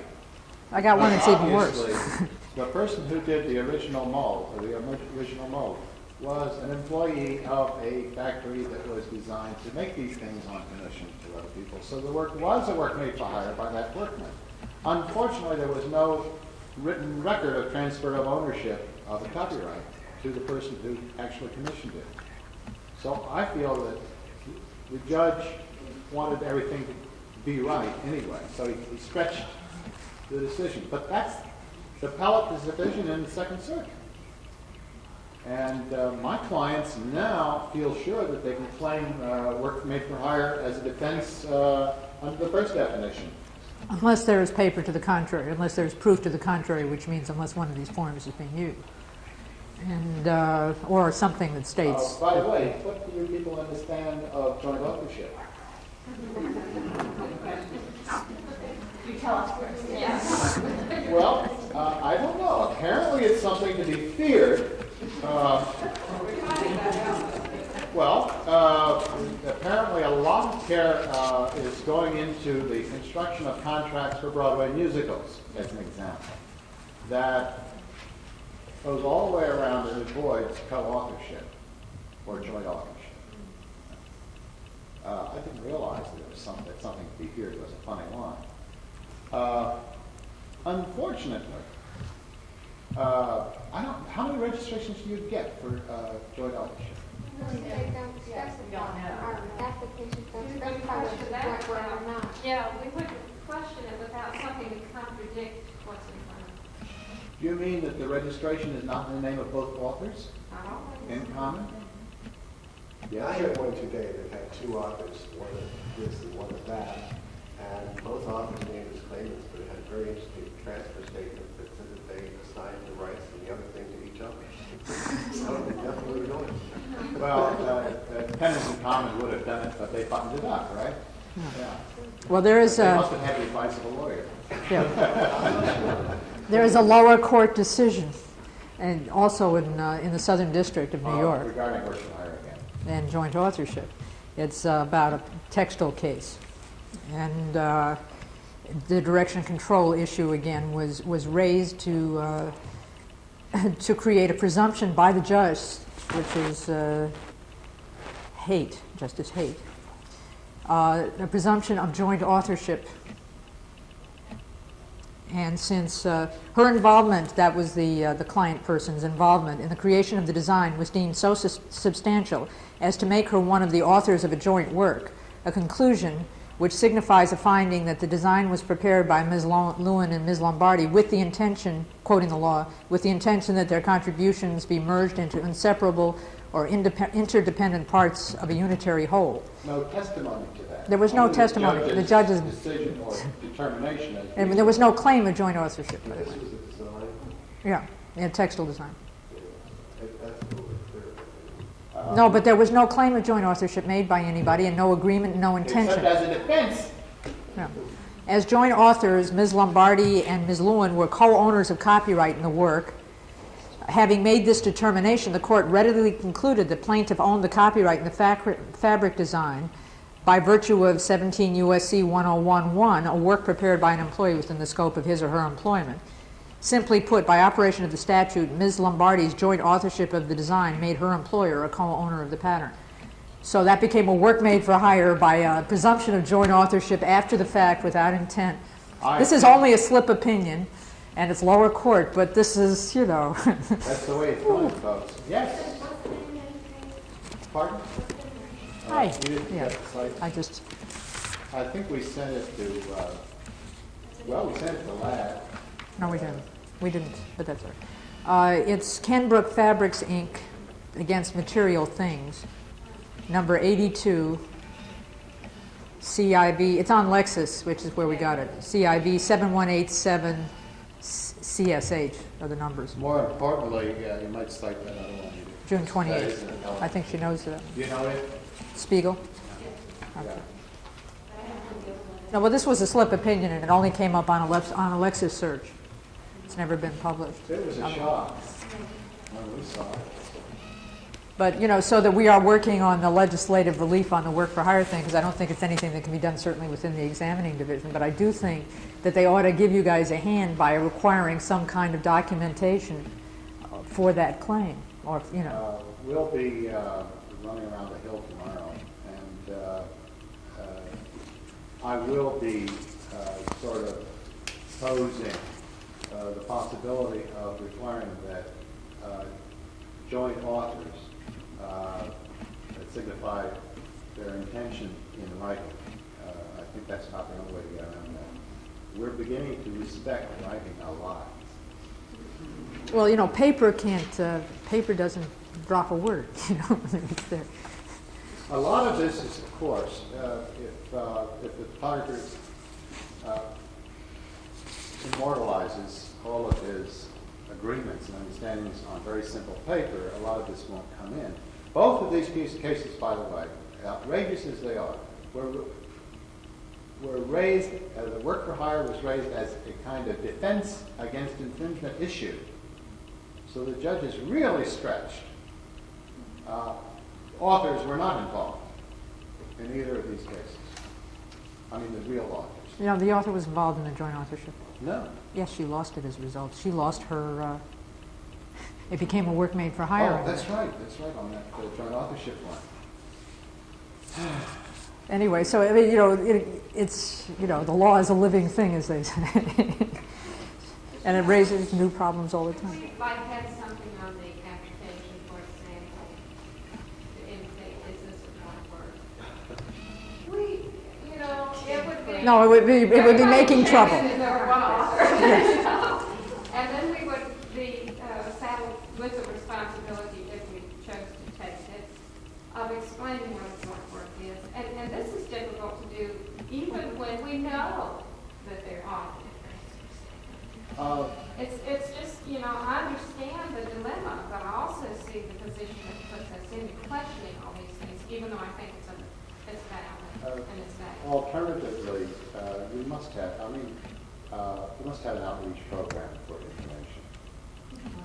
Well, other than present stuff. It couldn't cause you a lot of more work, but I know that after the passage of the law, the office was heavily involved in educating everybody. And It was under Barbara. That effort seems to have died down a bit. The American Copyright Council may be taking I us understand about budget crunches and reg. and changes of register and stuff like that. But what can we do to entertain the next, Edith? I don't know. That was a down note. let's not stay with it. By the way, I want you to understand something, that this change in the law is extraordinarily important. It does, essentially, if the photographer is all responsible, it does give the photographer and his family an estate. I personally know too many great photographers, well-known photographers, who die in poverty. It isn't just selling a song for your supper or your room rent, but this is our first chance to have a reason for continuing to be photographers. Up until the passage of the new law, it was a given, a sort of a funny joke among us, that at least if we survived 3 years in New York as a professional photographer, we can go into any other line of business and make it done. It is tough. And it takes an extremely competent person, and it's not easy in the beginning. But the promise of accumulating an estate over the course of a lifetime holds many authors at work rather than giving up and going away. Because we're not musicians, they deal with people on the other side who know a lot about the law, who have a great paper trail as far as standard contracts are concerned. At least you're dealing with equals. And eventually they have to deal with Apple records. Yeah, well, we're not always dealing with equals. It's getting to be, we're getting to have, it's become confusing enough or detailed enough that that we now have 2 new layers of bureaucracy to deal with. There's an entire new profession called art buying, which is between the art director and the art buyer. They got so, and the accounting department, and they've gotten so distressed with their own creative people that they say, you create, we'll take care of the money, and they separate the 2 functions, so that now you've got the guy who wants something, the guy who cares about the product is over here, and the person who talks about the money is over here, and that's not good for the quality.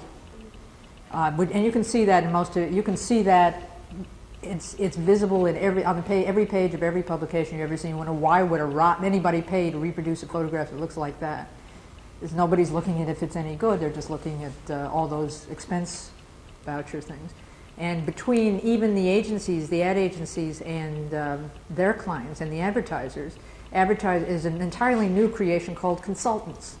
These are firms that sit there, and the agency, before a bill is approved for payment, any bill from the agency, it is sent to these consultants who have sold the advertisers the following service. We'll save you money, just have the paper come through us.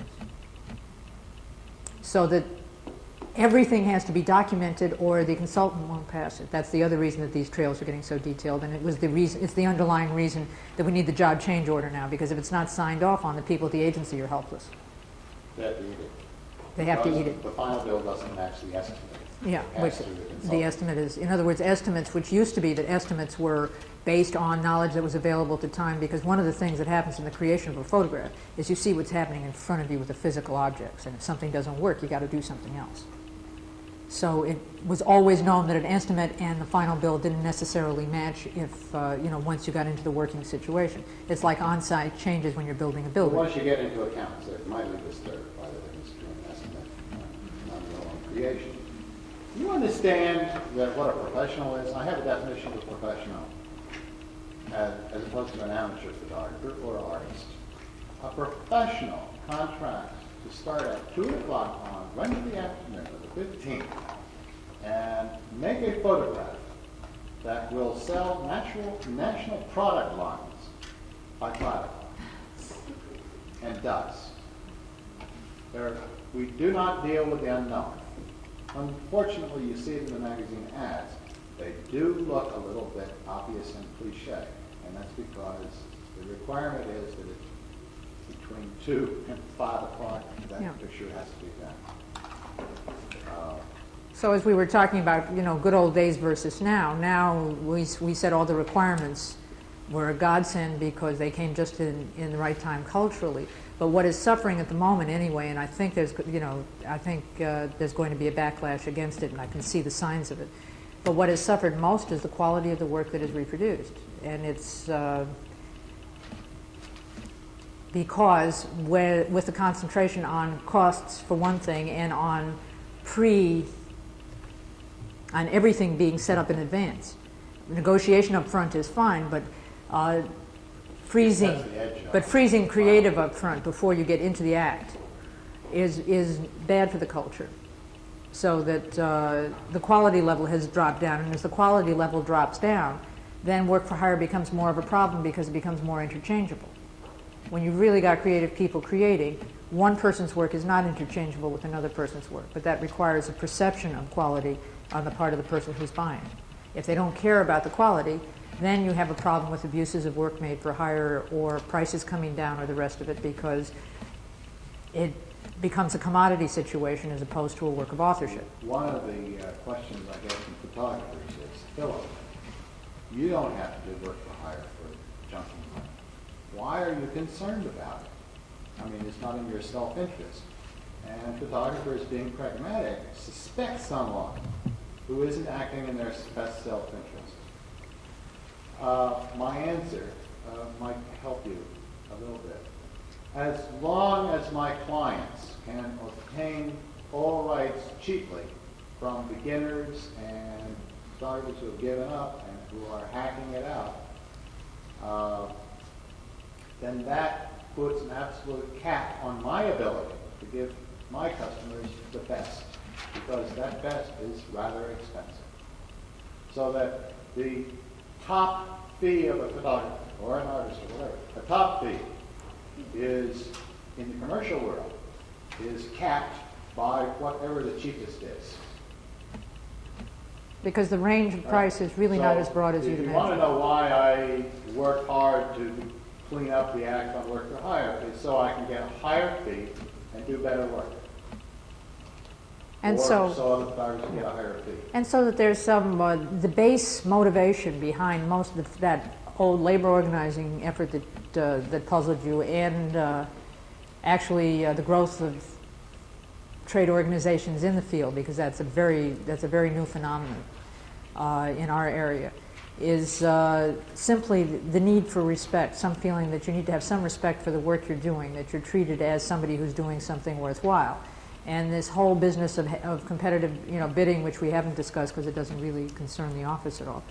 But a lot of the pressures of lowering everything to a common denominator work against that. You start being treated like a number, and that's not good for the culture, which is what the Copyright Office is set up to administer and protect.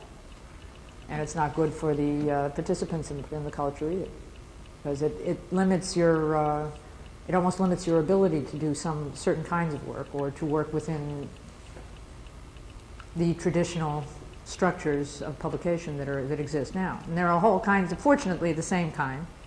This is just another one of those cycles. There are new structures and new forms showing up daily, and I don't think that the publishing world is going to be anything like what it is now in 10 years. And I think it's going to be much more author-controlled and a little more eccentric and maybe difficult to deal with, but maybe better. Yeah, but I think it'll be better. Yeah. The trend in advertising recently has been more toward the top, where it used to be more toward original art. Actually, it's more the other way. It's going, but yes, it's swinging back. That history changed with Dick's studies, which proved that people did not believe in painting as much as they believed in photograph for obvious reasons. That was in the early 60s. And suddenly we lost track of the big-time illustrators as they were replaced by the photographers. Illustrators actually been coming back lately. Quite a bit. And the other thing that's been coming back is a kind of photography which is as artificial as illustration, in a peculiar way, what is generally called special effects. That's based the Star Wars kind of thing in print. The kind of cut and paste together, whether done in camera or on a computer or on a drawing board. It's it's basically the same concept approach. It's not dealing with an existing. Photography's strength to me is, yeah. So there's hope for the culture. Well, it's a cliche now. Yeah, it became a cliche. It becomes a non-effective cliche. A good cliche. A lot of our basic communication is cliche because it works so strongly. There's good reason for cliche. But when it's boring, it's a bad cliche. Yeah. But you must choose the best medium and the best expression of that cliche. But it's the sense of power that it gives. The other thing that's happened is that the people who buy creative work, the people who commission the work now, have lost most of their power, most of their positions of control and authority within both the agencies and the publishing organizations and the corporations, or any of the structures within which they're functioning now. You have to just understand, when I started photography, we dealt with partnerships. Ad agencies were partnerships. Creative and a business type would get together. There would be a partnership and young movement. And there was a very wonderful communication between a creative partnership and those who they asked to help them produce work, or the other creatives. Today, by the way, in the roaring 60s, you ever heard the expression in the stock market? Somebody came in and pointed out to ad agencies that they were businesslike, and that they couldn't participate in this wonderful rise in the market and get a lot of money for their work unless they incorporated, which they did. And that sort of started advertising on a little bit of a downhill creatively. Today we now have international conglomerates, so that, quite candidly, I left photojournalism working for magazines in about 1960. And sure enough, the picture magazines died and so on. I was right. But I went to a wonderful world of advertising because it was free and it was exciting and new images were being generated. It was created. The worm has turned. I'm getting more and more requests for editorial work with magazines. I don't think it's much fun to work for advertising anymore. Money's still the best, but it's taking more and more out of us to deal with them. So I can do better now with a really good magazine piece because I can generate normally about 5 sales of a magazine piece, as opposed to having only one potential client for the advertising work, which includes the surrounds the product, and it doesn't have much a wider interest than that. Is everybody going to sleep now? No, just you. You're so quiet. It's really all the developments in computer graphics are getting to the point where infringement is going to be almost untraceable. I know it's part of. We're also in touch with the OTA to some extent, and part of the problem that they haven't even begun to tackle is they've isolated the concept of a right without a remedy, which is copyright that you can't trace access to when they take one of your images, put it on a computer, and then redraw it and you can never. There's no way of a paper trail on something like that because you'll never be able to trace it back to the original image. By the way, copyright is really, at its most simple level, saying that the author is the only one who has the right to copy. It's the copying that is copyright. There are all these fancy terms about expression and so on and so forth, but the act of copying is the one that does not serve society. And that has confused the new technology people who say, gee, I have this wonderful technology, but I can't use it unless I take this stuff over here. unless I have to deal with the author. And how can I find the author of all this stuff? So give it to me for free. That's the story that educational television people came in with during the copyright revision process. At the last minute, they got Section 118. Do you know what Section 118 generates in declared compulsory fees to photographers a year? $6,000. For the entire country. However, only a very small percentage of those photographers see any of that money, and after 3 years it reverts back to the station's pocket. This fair reward for this compulsory license isn't working too well.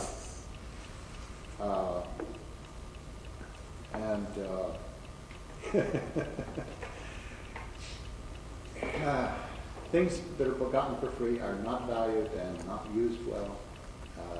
I'm not a compulsory license person. I do away with them all.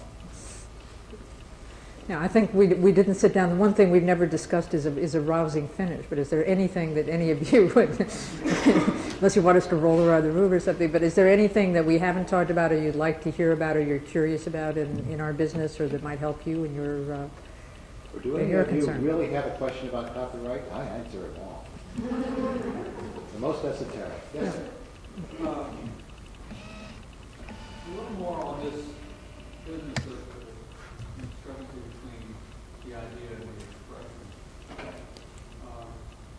For those of us who aren't lawyers, wasn't there a case involving a photograph of Oscar Wilde? Sarah May, I believe, was her daughter.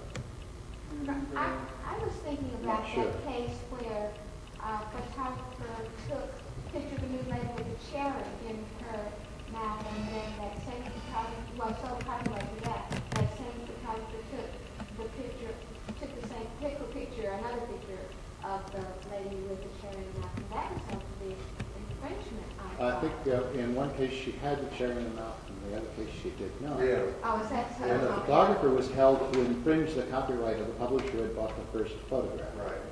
And yes, that's a haunting case. Well, so isn't that the same thing that you're saying when you're talking about derivatives, that someone repositions the No, pardon me. That case was another one of a dumb judge.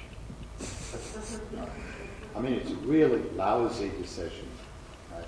And it was an old decision. So we don't like to think of it as being pertinent today.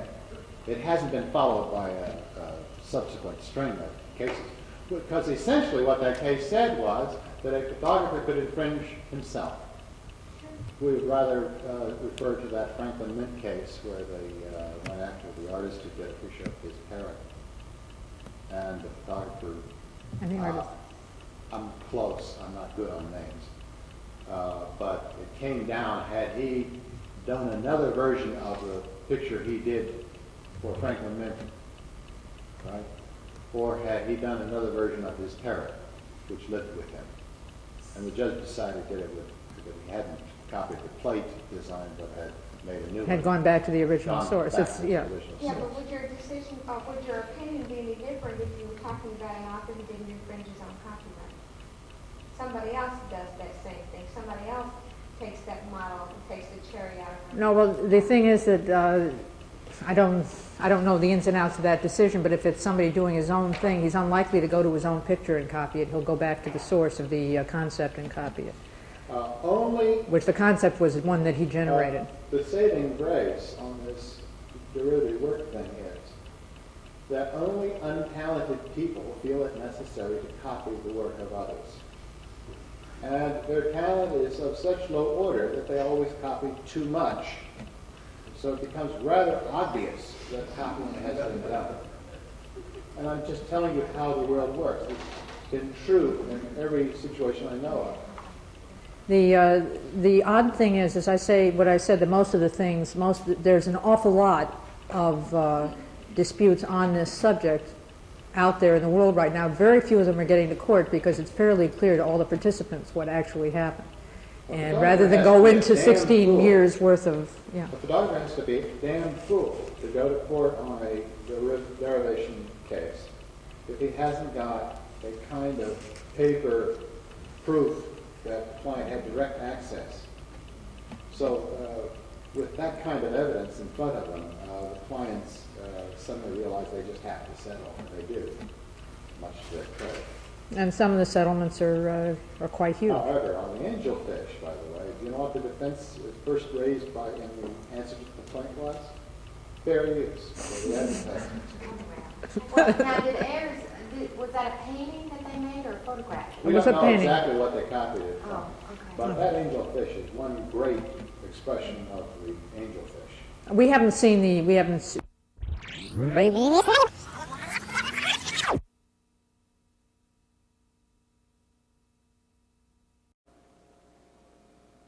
Photography from their claim. They're actually giving the source that, you know, whatever it was of the photographs that they digitized. So that may be, I mean, if you don't have a license for digitizing photographs, you might, you know. Well, one of the, yeah. It's No, a wait a reproduction minute. right. You mean to tell me they can actually register a derivative work which is obviously derived from a photograph without naming the original work? Yeah. I wish you could do something about the that. original photograph. Or may not have. But they ought to be able to name But, the author. but what I'm of telling you is no. that the ones I've seen are all derivative works, Oh, and yeah. they actually credit the photographer. They would credit the photographer? Yeah, in Space 6, you know how Space 6 Oh. is divided. They'll credit the photographer. Or what do they say down where it says you're claiming it by, Additional, by virtue of? Well, actually, they're calling it computer-aided photography, or computer-aided artwork, digitized artwork. Is that authorship now? I mean, if they're not claiming, they just changed something and that qualifies as authorship without a... No. That's copyrightable, but only to the extent that it augments the original. But That's the right. original has to be That's copyrighted right. But what before you can get a derivation for sure. You were talking about having some proof that works have been copied, and with digitized photographs, you can barely tell. I mean, and you may never be able to tell what their source was, but if they exclude it from their claim, then it's there. It's Oh, on by the paper. way, don't bet on it. You can tell. Well, if you took a picture, you probably could. No, But we just can't look at the tell. original work compared with digitalized one, and it's going to be an obvious. But isn't there some Maybe measure of I'm originality? mishearing you. Yeah. I'm mishearing you somewhere in the registration process. Jody, did Well, you- I think what she's saying is that it appears to us from the ones we're getting that there probably was permission to use. Well, we assume there was, but we don't know. Yeah, we don't ask. No, we don't. there's nothing that leads you to think that there wasn't. I mean, they have credited and often, I mean, they excluded that from the claim. They're telling you exactly what the claim is based on. Well, okay. yeah. And your question now is there a certain minimum amount of original authorship and the digitization Yeah. of that? And I Oh, think that was the question? No, that was my question, just to, yeah. Photographic authorship has always been rather murky in at least verbalizing it anyway. I mean, what does it take? How much does it take? What goes into making a photograph copyrightable? Do you just aim and shoot? Or what is it? Is it the light and shadow and shade or whatever that Thank court God commission this was decided by statute. We don't have to ask that. All photographs are copyright property by statute, simply because the photography itself is defined as copyrightable. This whole business of courts going into the expression idea dichotomy is bullshit. Because you go right to the statute, it very clearly says photography by definition is copyright property. There are no exceptions. None. So there's no such thing as a de minimis photograph? I was going to ask if anybody ever remembers If there's an author. rejecting a photograph on You can't. Wait, listen. You have to register all photographs. a Xerox. What about just photographing an old photograph? I believe that we have Oh, you're pointed out copywriting. to them that it's simply a reproduction. Well, okay, now here we come to, let me give you a better example than copyright an old photograph. I don't see how you can register an old photograph, a mechanically reproduced copy, which photography also is, right? There's a split If between a they copyrightable can't- photograph and a, yeah. They have to give it the date of the original work, because nothing new has been added. Recovered maybe, but not added. Aren't you glad I'm not the head of the examining division? We photographers ran into one really tough problem at first. I get these because photographers are easily confused by these things. And then I listen to a question, I say, how am I going to answer that? And I ask for a day. One of those was in dealing with artists. Artists require copies of their work photographically because the object gets sold and their only copyright, the way they have access to the copyright of the work is to have good photographs before it leaves their possession. So they hire very skilled and specialized photographers to copy the work. Who owns copyright in the photograph? It's very simple. The artist owns copyright in the artwork, and the photographer cannot sell the photograph without the artist's permission. The photographer owns the derivative expression in the photograph because the media changed, it becomes a derivative work. And the artist cannot publish the photograph from the photograph without the photographer's permission. And you know it works because between creators you can actually do that verbally. You don't really have to even write it down to have it observed to the nth degree. The artist will protect the photographer will protect the artist. And one of my standard speeches was because of Picasso's sculpture in Chicago, that no photographer should photograph a piece of artwork without assuring himself that there was a notice on the artwork. Right? And I have a couple of photographers who inform me that since the artist is not always available when they're copying the work, they will simply go in the back of the canvas and write the artist's copyright notice on it.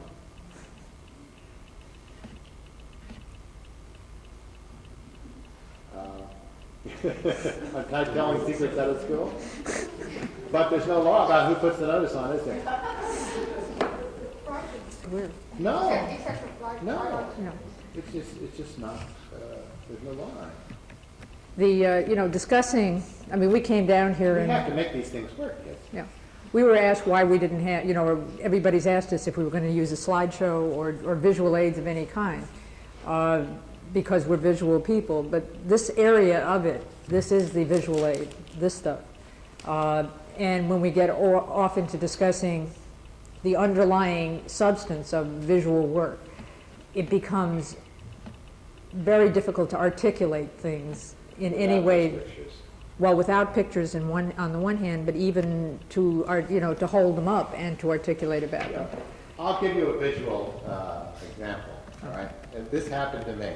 This piece of what's her Kathy name? Rigby. Kathy Rigby, all right, was done for Sports Illustrated. I gave her black and white prints, and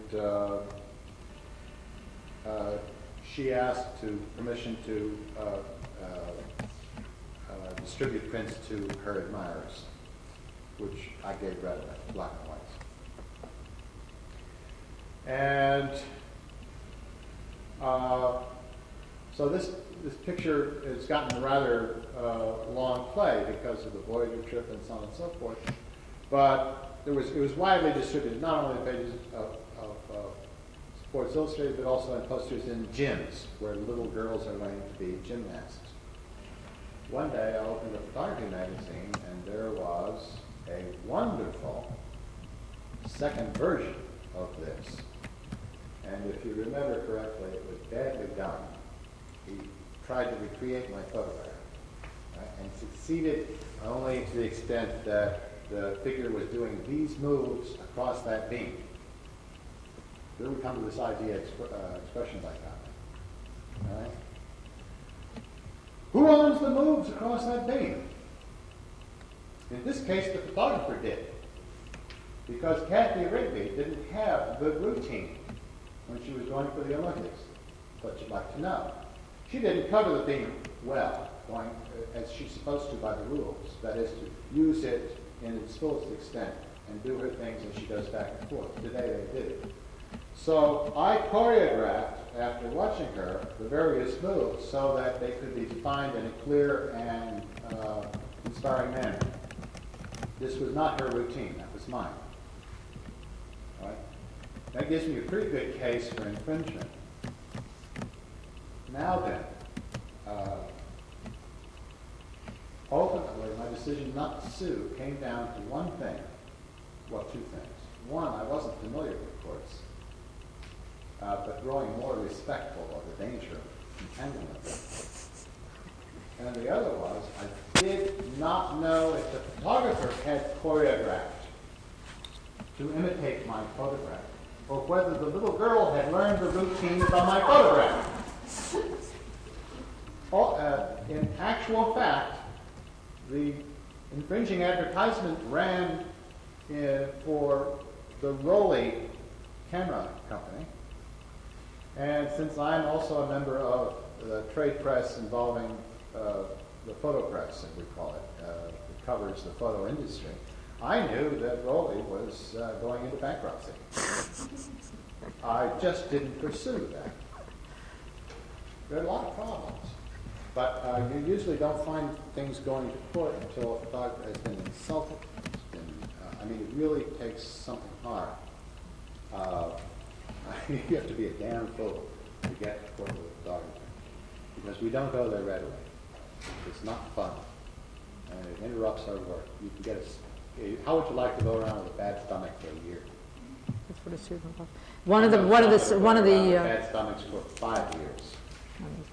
One of the main purposes of this paper is to provide clear enough agreements and understanding so that things don't get to court, the way most of these infringement cases are being settled. And hopefully, because of this paper and others like it, things aren't getting to court. There's once you have convincing paper trail, it's no fun to take it to court. The thing is generally, this is a state-of-the-art paper in a full trail, which most people don't do or have, but some variant of it is being used by all kinds of people all around the country at all levels of the business, so that you can be fairly sure that if there's any kind of professional work being registered, somewhere in the background there is something in writing, or there should be something in writing. Whether you can ask for it or not, or should ask for it or not, that's another problem within the examining office. I've always thought myself that that copyright registration is, in terms of enforcing the rights of copyright owners, is almost too easy to get, because you don't have even the right to ask questions. In many cases, even if you suspect fairly well that you're being lied to, the remedy is only after the fact. after the registration's made and given, and that kind of thing. And it becomes extremely laborious, I think, to unearth a lot of those. But you're not the only ones with that problem. The Copyright Royalty Tribunal does not have subpoena power. Now, part of our problem with this compulsory license is that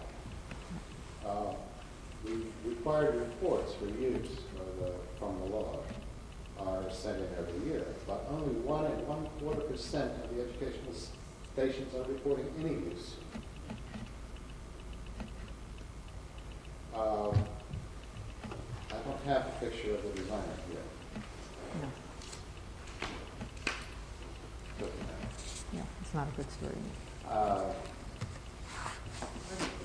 Sure. Do you consider the model contributing to authorship to the photograph? No. To workmate for hire? Yes. Not necessarily. Sometimes it's with an independent contractor and not done by contract. No, wait a minute. Not necessarily work for hire because we don't necessarily pay models. What? No, the largest amount of photography is done with people. Pardon me. Let me just get that one straight. Photography, as a new technology, gave the reason it boomed so large on its invention was because suddenly poor people were able to have ancestors. No, I'm serious. Photography was cheaper than painting, so that the portrait painters really took a fee. But for the first time in history, you didn't have to be rich to have a picture of Uncle John. The poor only had a name in a Bible. That's Uncle John. His signature or his name was printed in the Bible. Right? To this day, I would say that 80% of the work of photographers that is sold or displayed is of people. Very tiny percentage of that is for commercial purposes and utilizing paid models. It's Or even President Ford or Johnson or whoever. They're not paid, neither are you. He raises a good point because I understood you to be implying in your discussion of your photograph of Rishi that She didn't get paid for that. a good deal of your That's not the point, so listen. rights hung on the fact that you had created the routine which you photographed. If No. she had created the routine, what position would you have been in? I would still sue her for infringement. I just gave you that But if you in used depth. the photograph without her permission, if you're claiming that the routine was somehow underlying. No. The routine is not the idea. It is a choreographic expression. That's I separate. just claimed the choreographic expression in addition to the photography one, but at the same time didn't dare claim it, is what I'm saying. But the models have no copyright in their faces. They have a right of privacy, section 5051 of New York State. And other states that have And other adopted states. that, but it's not They copyrighted. don't even have the requirement of written permission for commercial use in any place other than the United States. But what do they contribute to the expression? Pardon? What do they contribute to the expression? Who? They contribute their likeness. They're subject matter, But they're it's not the author. expression of the photographer, not the expression of the model that's Yeah, copyrighted. no, Philip, he said it right, he said they're subject matter, they're not authors. Yeah, it's subject matter. And whether or not they're under direction.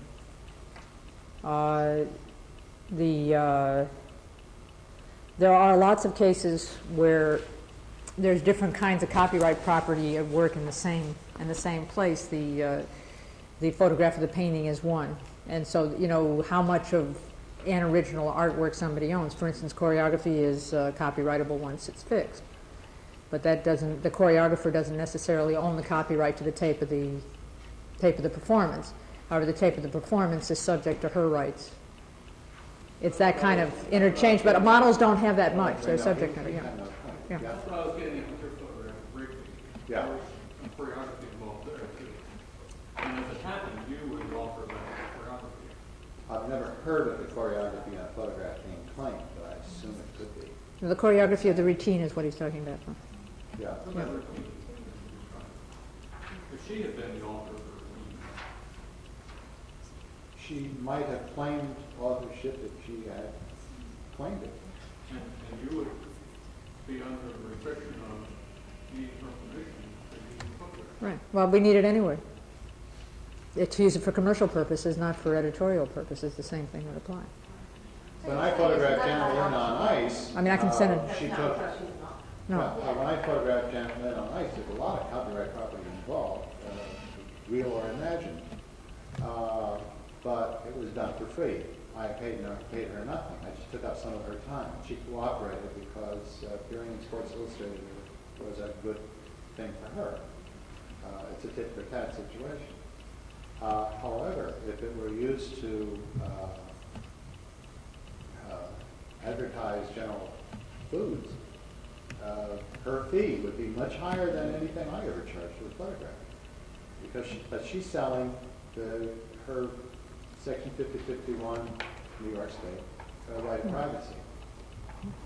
She owns that for commercial purpose. You own your likeness for commercial purposes, but little of the photography of people is done for commercial purposes. Editorial purposes. Pardon? You seem to say commercial versus editorial purposes. Yeah. You seem to use the term editorial in a different way. What do you mean by editorial? Editorial is all use other than advertising Or trade. or the promotion of trade in a commercial product. I define that a little more narrowly than the actual law does, which again causes a lot of confusion for judges. The law says in New York State says purpose of advertising or trade. But it obviously has to skirt the First Amendment privilege of self-expression for the citizen as well as the newspaper. So editorial basically is things done for and by what's starting to come up in the New York courts, there's another howler of a decision that came out on, not a copyright decision, just a couple of weeks ago. The word trade is now being misused just like work for hire.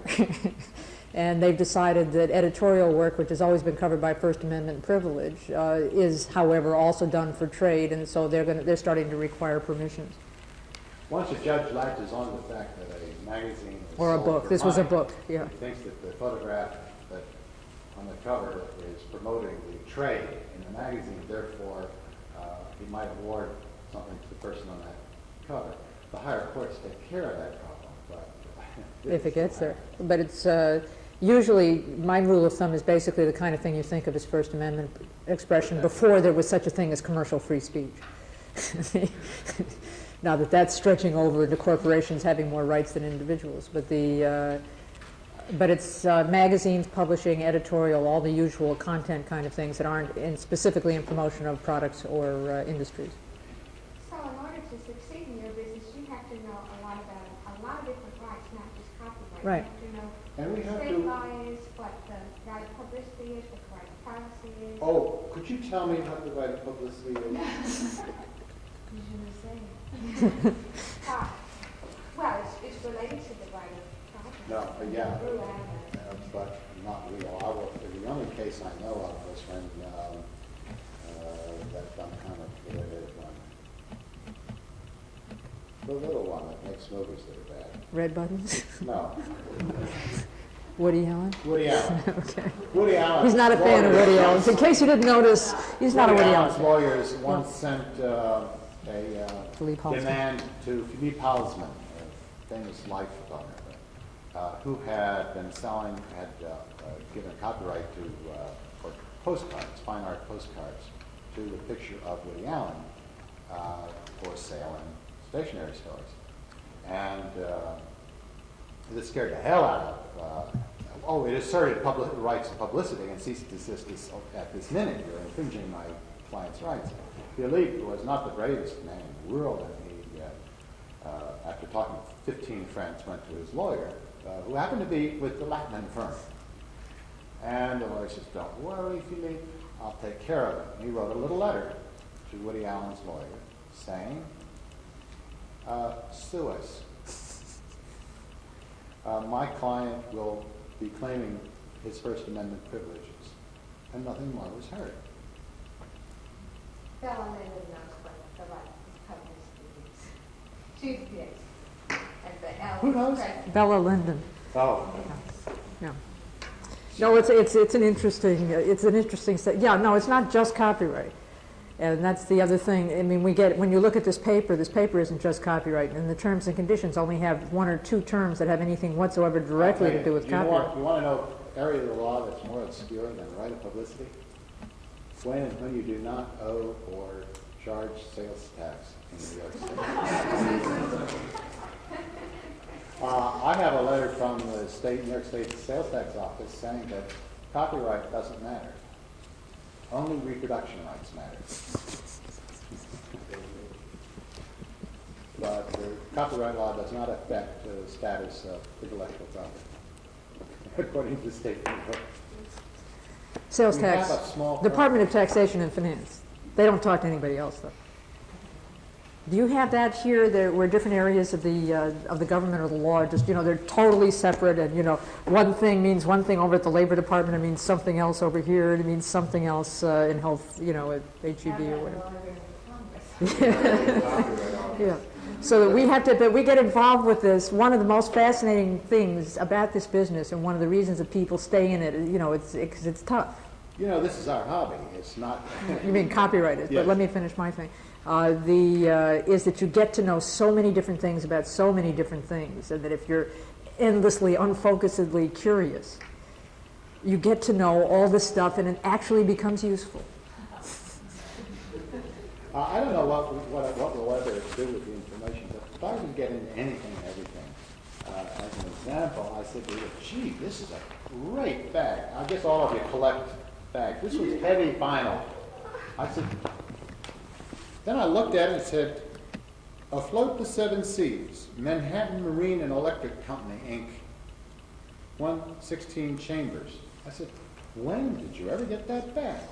She said, I needed something for a shot. We do get into the weirdest world. I've rented elephants and hippopotamuses. If you're photographing the Grand Canyon. If you read that phrase, it's a kind of possible expense. And I wanted to indicate that it isn't just airplanes and cars that are rented by photographers. We rent everything. One of the most popular rental items for photographers on locations are cherry pickers. Everybody knows what a cherry picker is? See, all the men nod yes, the women don't. Right? No, well, you're just not seeing, Philip. You've got selected vision. Well, that section I didn't see. Well, there's ladies over here. But they're the buckets that go up in the air, Yeah. so it gives. Everybody knows what they are, Philip. They told you. Somebody there doesn't know. To get up, to get high when there's no place to stand. angles. High angles when there's no place to stand. While there's still enough of us, I'd like to pose a hand to Leonian, just in case.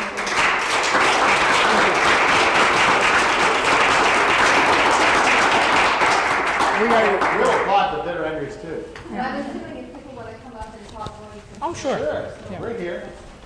I think I'll take the championship of plane sitting on today, for today.